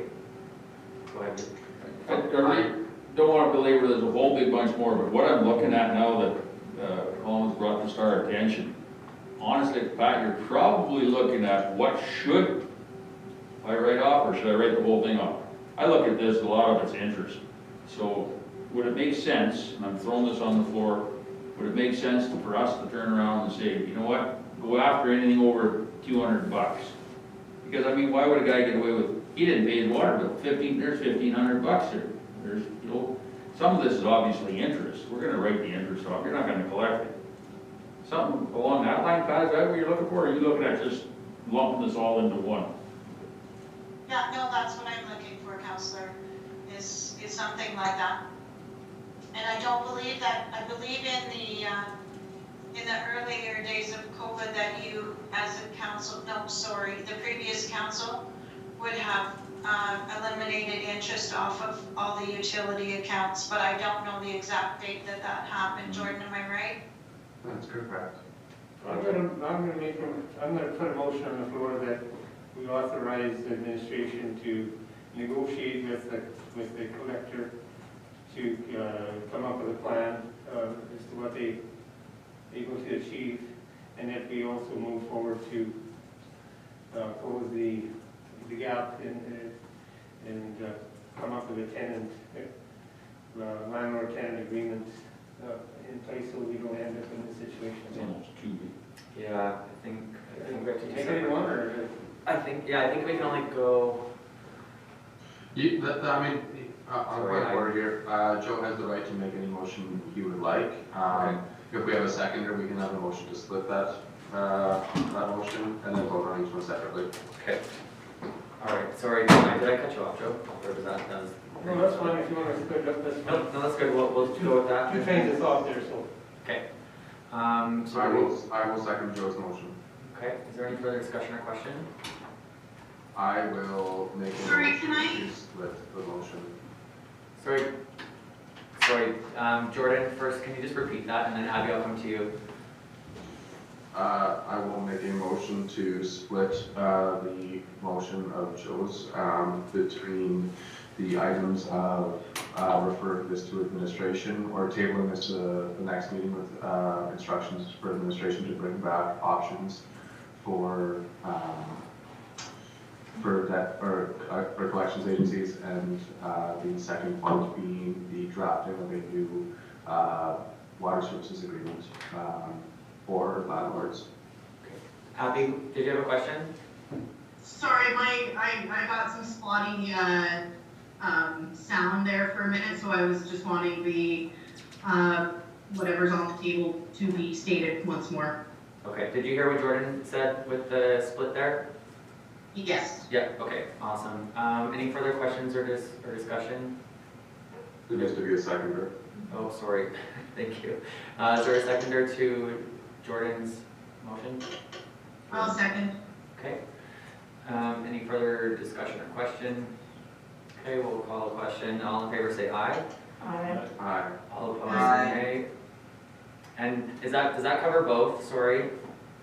Or do we have to do- That splits it, so now you have to go to the, as a point of order, sorry. Yeah, you thank would you. go to the first motion, Yeah, which will be the one pertaining to the tabling this item to next council meeting, okay, with instructions to administration to bring back options for collections agencies. thank you. Okay, so then we'll need a seconder to that, correct? Or no? There was already a seconder to the original motion. so Perfect. Okay, thank you. So all in favor of tabling that, that we get administration to get us more information on that? We'll call the question that. All in favor say aye. Aye. All opposed say nay. Okay, and then that brings us to the second one, right, which is for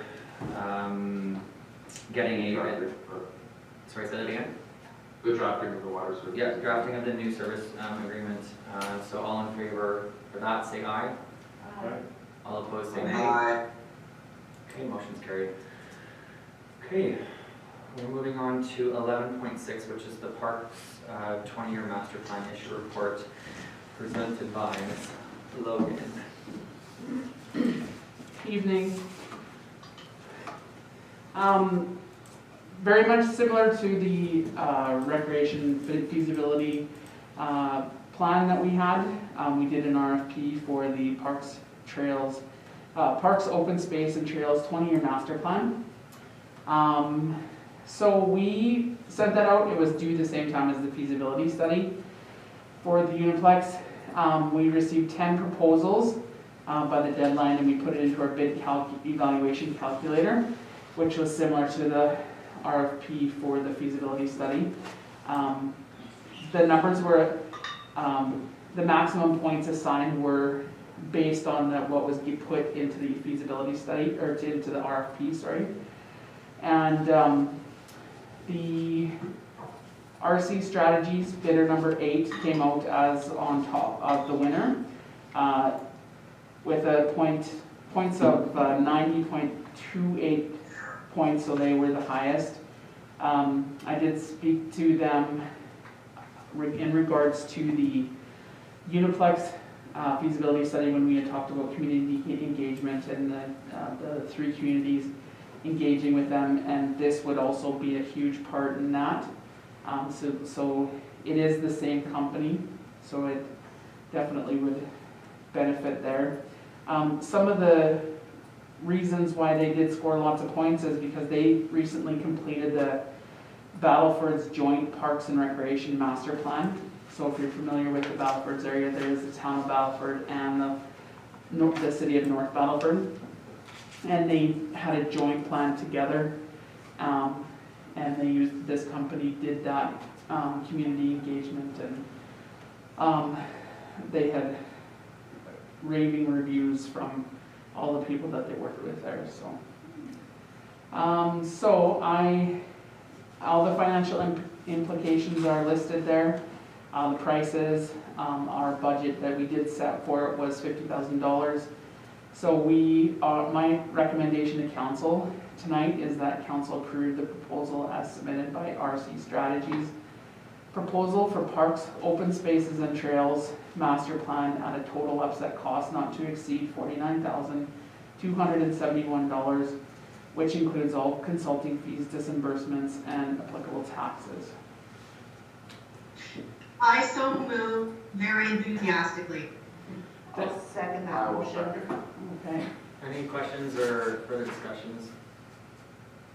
Okay, we'll call the question. All in favor say aye. All opposed say nay. Motion is carried. Looking forward to questions. Sounds great. Shading here. Yes, it's very busy. All right, we'll move on to 11.7. I'm going to declare a conflict of interest, so I'm going to pass the floor to Deputy Mayor McPhail. And just I will also declare conflict as well. Okay. It's operations, right? So let's go have coffee.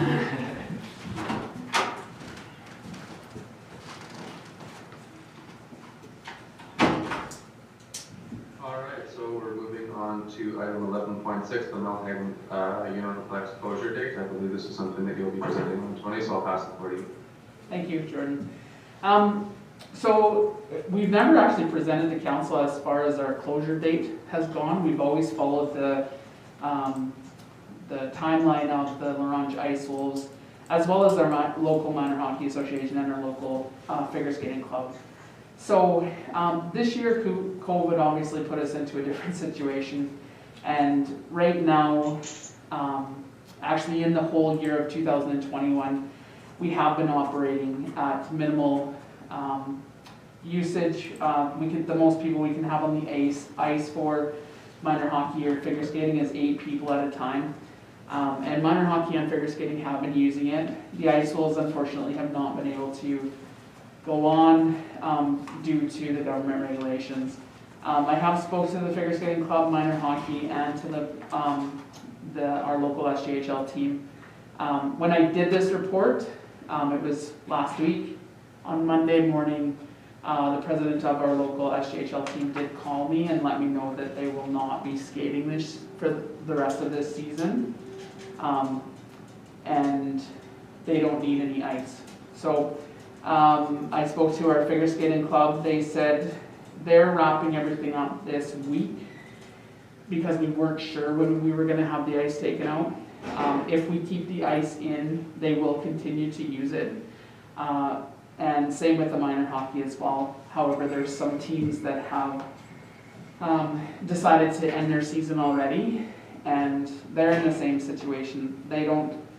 Neither group really cares at this point if we go on, because it is such a minimal amount of people that we can have on the ice. So Kind of ring the year up, I think. yeah, I mean, there's still lots of kids that are coming out, and we have put public skating on. We can't put shitty on because of government regulations, but yeah, it's minimal. Yes. I gotta be the devil's advocate on this one. A couple of things. Tony, one, in your conversation there, that there are a lot of kids still coming out. And I know it's only another week and a half, but we're the families within and the youth, we're so isolated. And a week's a week.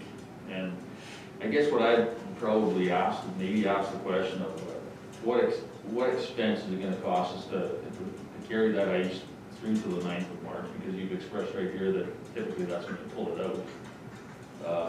You know what I'm saying? I know it's tough, we don't have near the people using that facility, but I guess I look at, we got 5 kids using it. That's 5 kids that aren't stuck in their house.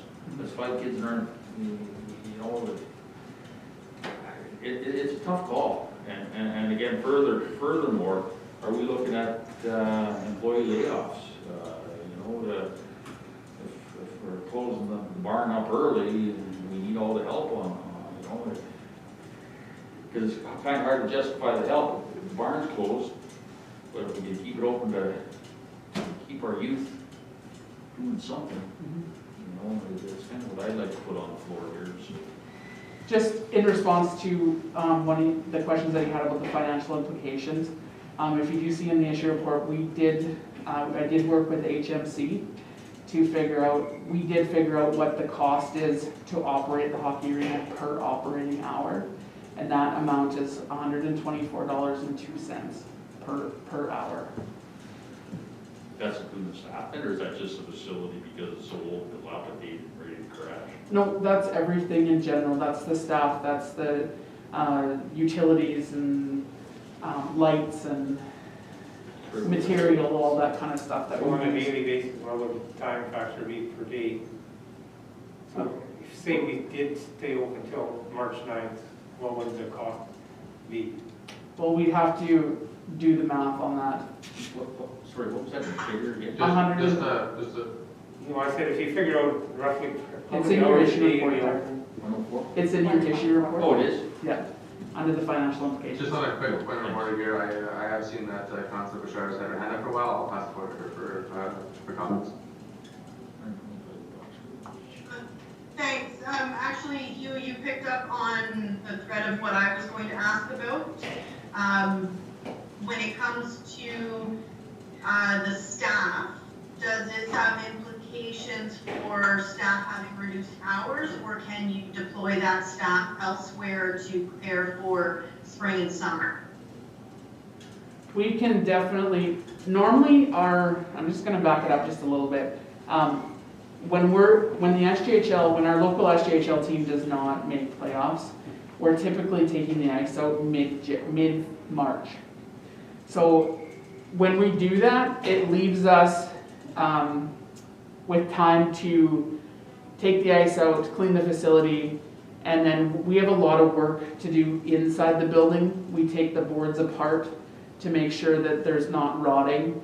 And we do know that at the far end, because our boards are made of wood, we do know that there's some issues there. So we know that we have work to do.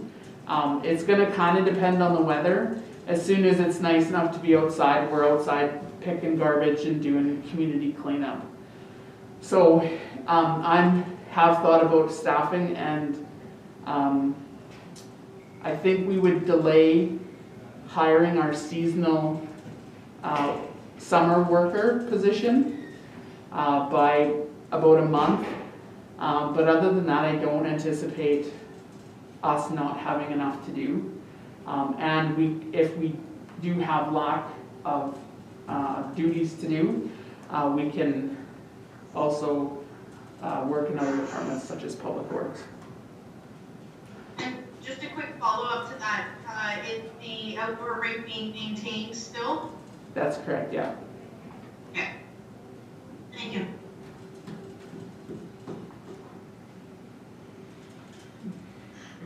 Any other discussion on the matter? So right now, how many hours a day are when you say 124 hours, dollars per hour, how many hours are we talking? We operate from 7 a.m. until about 8:30 p.m. You know, about 12 hours a day. Yeah, So that's, 13 so hours. that's roughly about 1,500 or so dollars a day, per day. Yeah. We are not opening on Sundays. We do have somebody work because we have to have somebody check the facility instead of paying for like 3 hours, 4.5 hours. We have them work, but then we get them to work with Public Works, or we have other things such as this weekend we have the arts snow sculpture thing.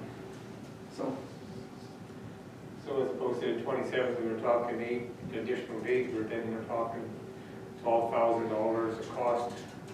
I'm just trying to identify what the cost would be and what the return on that cost would be. mhm. Yeah, it's gonna be minimal use, I would lean towards. As much as, So- you know, there are some outdoor rinks that can be used for kids skating. But those will be. Yeah, we have clean and two, operational. we have two outdoor arenas, one at the Morley Wilson Park and one in Patterson Park. Yeah, so. And we As long as do, they have somewhere to go to skate, I would support closing it early.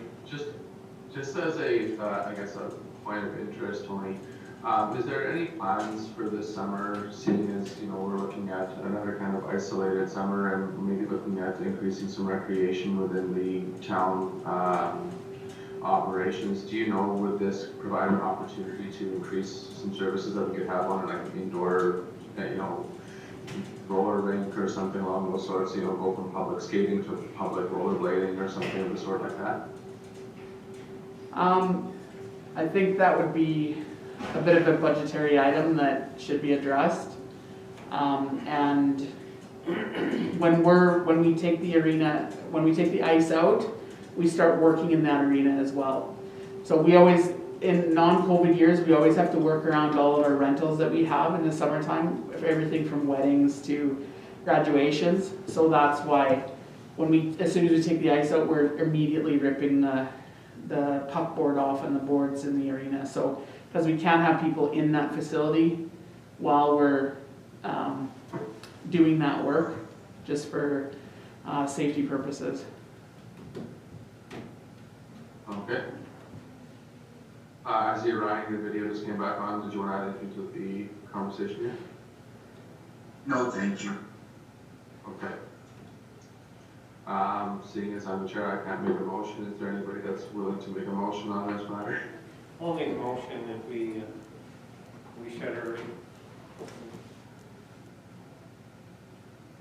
I'll second. Okay. Is there any discussion on the motion to close the Mount Nathan Uniplex early on the date of February 28th?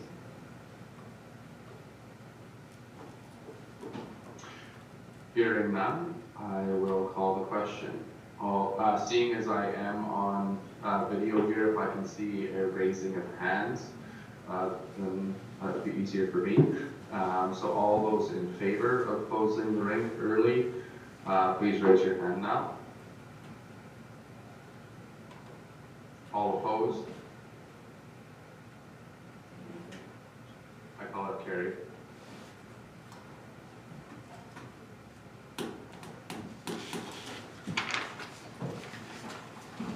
We can call it close in.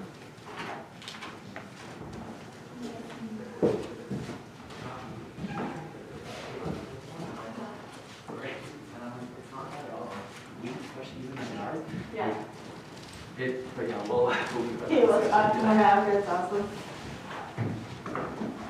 I will pass the chair back to Mayor Krishniak at 9:08 p.m. Thank you, Deputy Mayor. Let's move on to 11.8 Northern Kicks, final consideration. And Robbie, go ahead, sir. I hope you all had a chance to read over the report there. Basically, we didn't hear any comments or concerns from surrounding residents. Basically, recommending for approval of the home-based business for Northern Kicks as per the discretionary use application was successfully completed. I will make a motion to approve the discretionary use application for Northern Kicks. I'll second that. Okay. Maybe I can have. Any further discussion or questions? No? Okay, we'll call the question. All in favor, say aye. Aye. All opposed, say nay.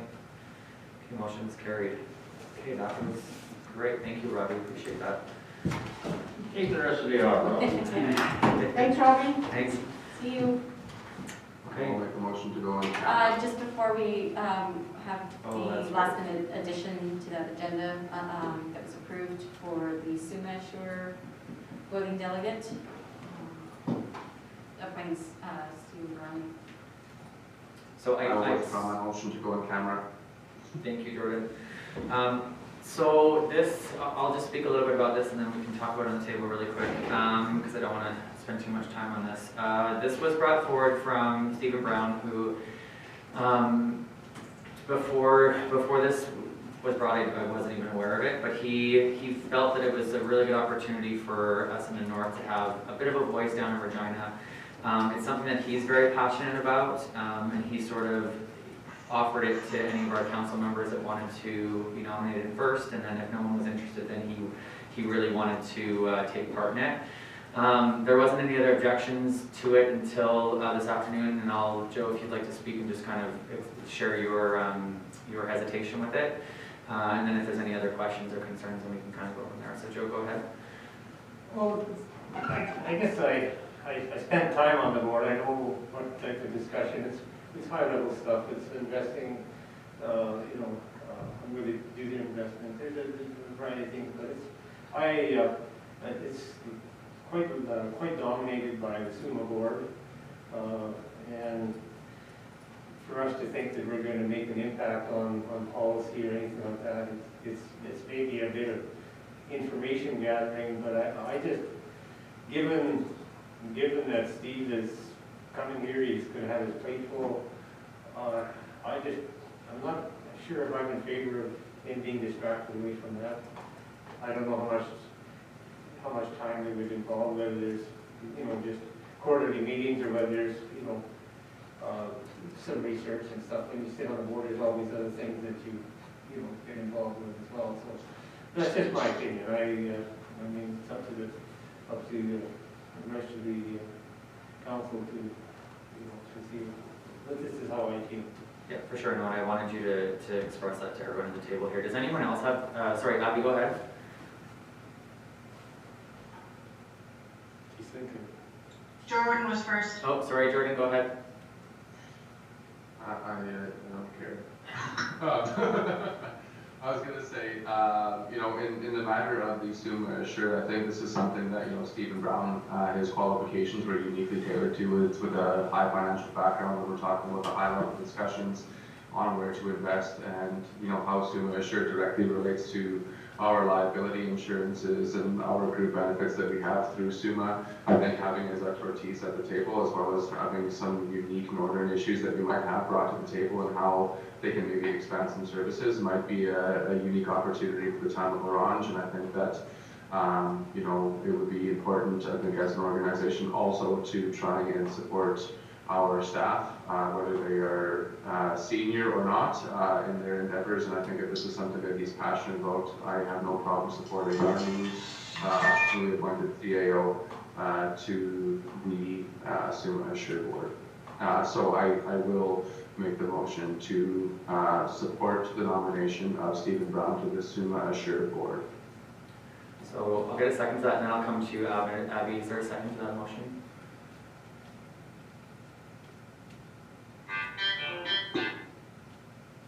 No seconder? Okay, thank you. Abby, go ahead for further discussion. Yeah, actually, Joe, I appreciated your perspective on that. I'm with Jordan on the fact that Stephen's qualifications are unique to this, and if he has interest in it, supporting staff to participate in related boards and committees gets us exposure and network, and provides Stephen an opportunity to connect with more colleagues that potentially can for him. But at the same time, having his attention taken away a bit from learning the ropes, getting a certification, getting onboarded, does also weigh some concern for me. I'm just reading over this. The board has 2 committees and they meet 2 to 4 times a year, plus the full board meets quarterly, and they're given some honorarium for prep time too, so there's off meeting hours that they're required to work. I guess it's just a matter of weighing that time commitment with the potential benefit or potential drawback, and it's a 2-year term. So is this something that we want to ask Steve to defer for 2 years? And I think that those are all valid points, so that's something I did want to bring to the table and everyone talk about it. I think we should just be aware too, I believe Stephen is watching the live feed. So I think, that's something that at least all the concerns have been brought to the table, and at least he is aware of our concerns and where we want his attention to be sort of put. So is there any further discussion or question before we do call the question on this motion? Okay, so we'll call the question. All in favor, say aye. Aye. Aye. Okay, and I'm going to be the decider here is aye as well. So that makes the motion carried. Correct, right? That's how that works? Okay. Excellent. So now let's move into camera. We just need a motion for that, please.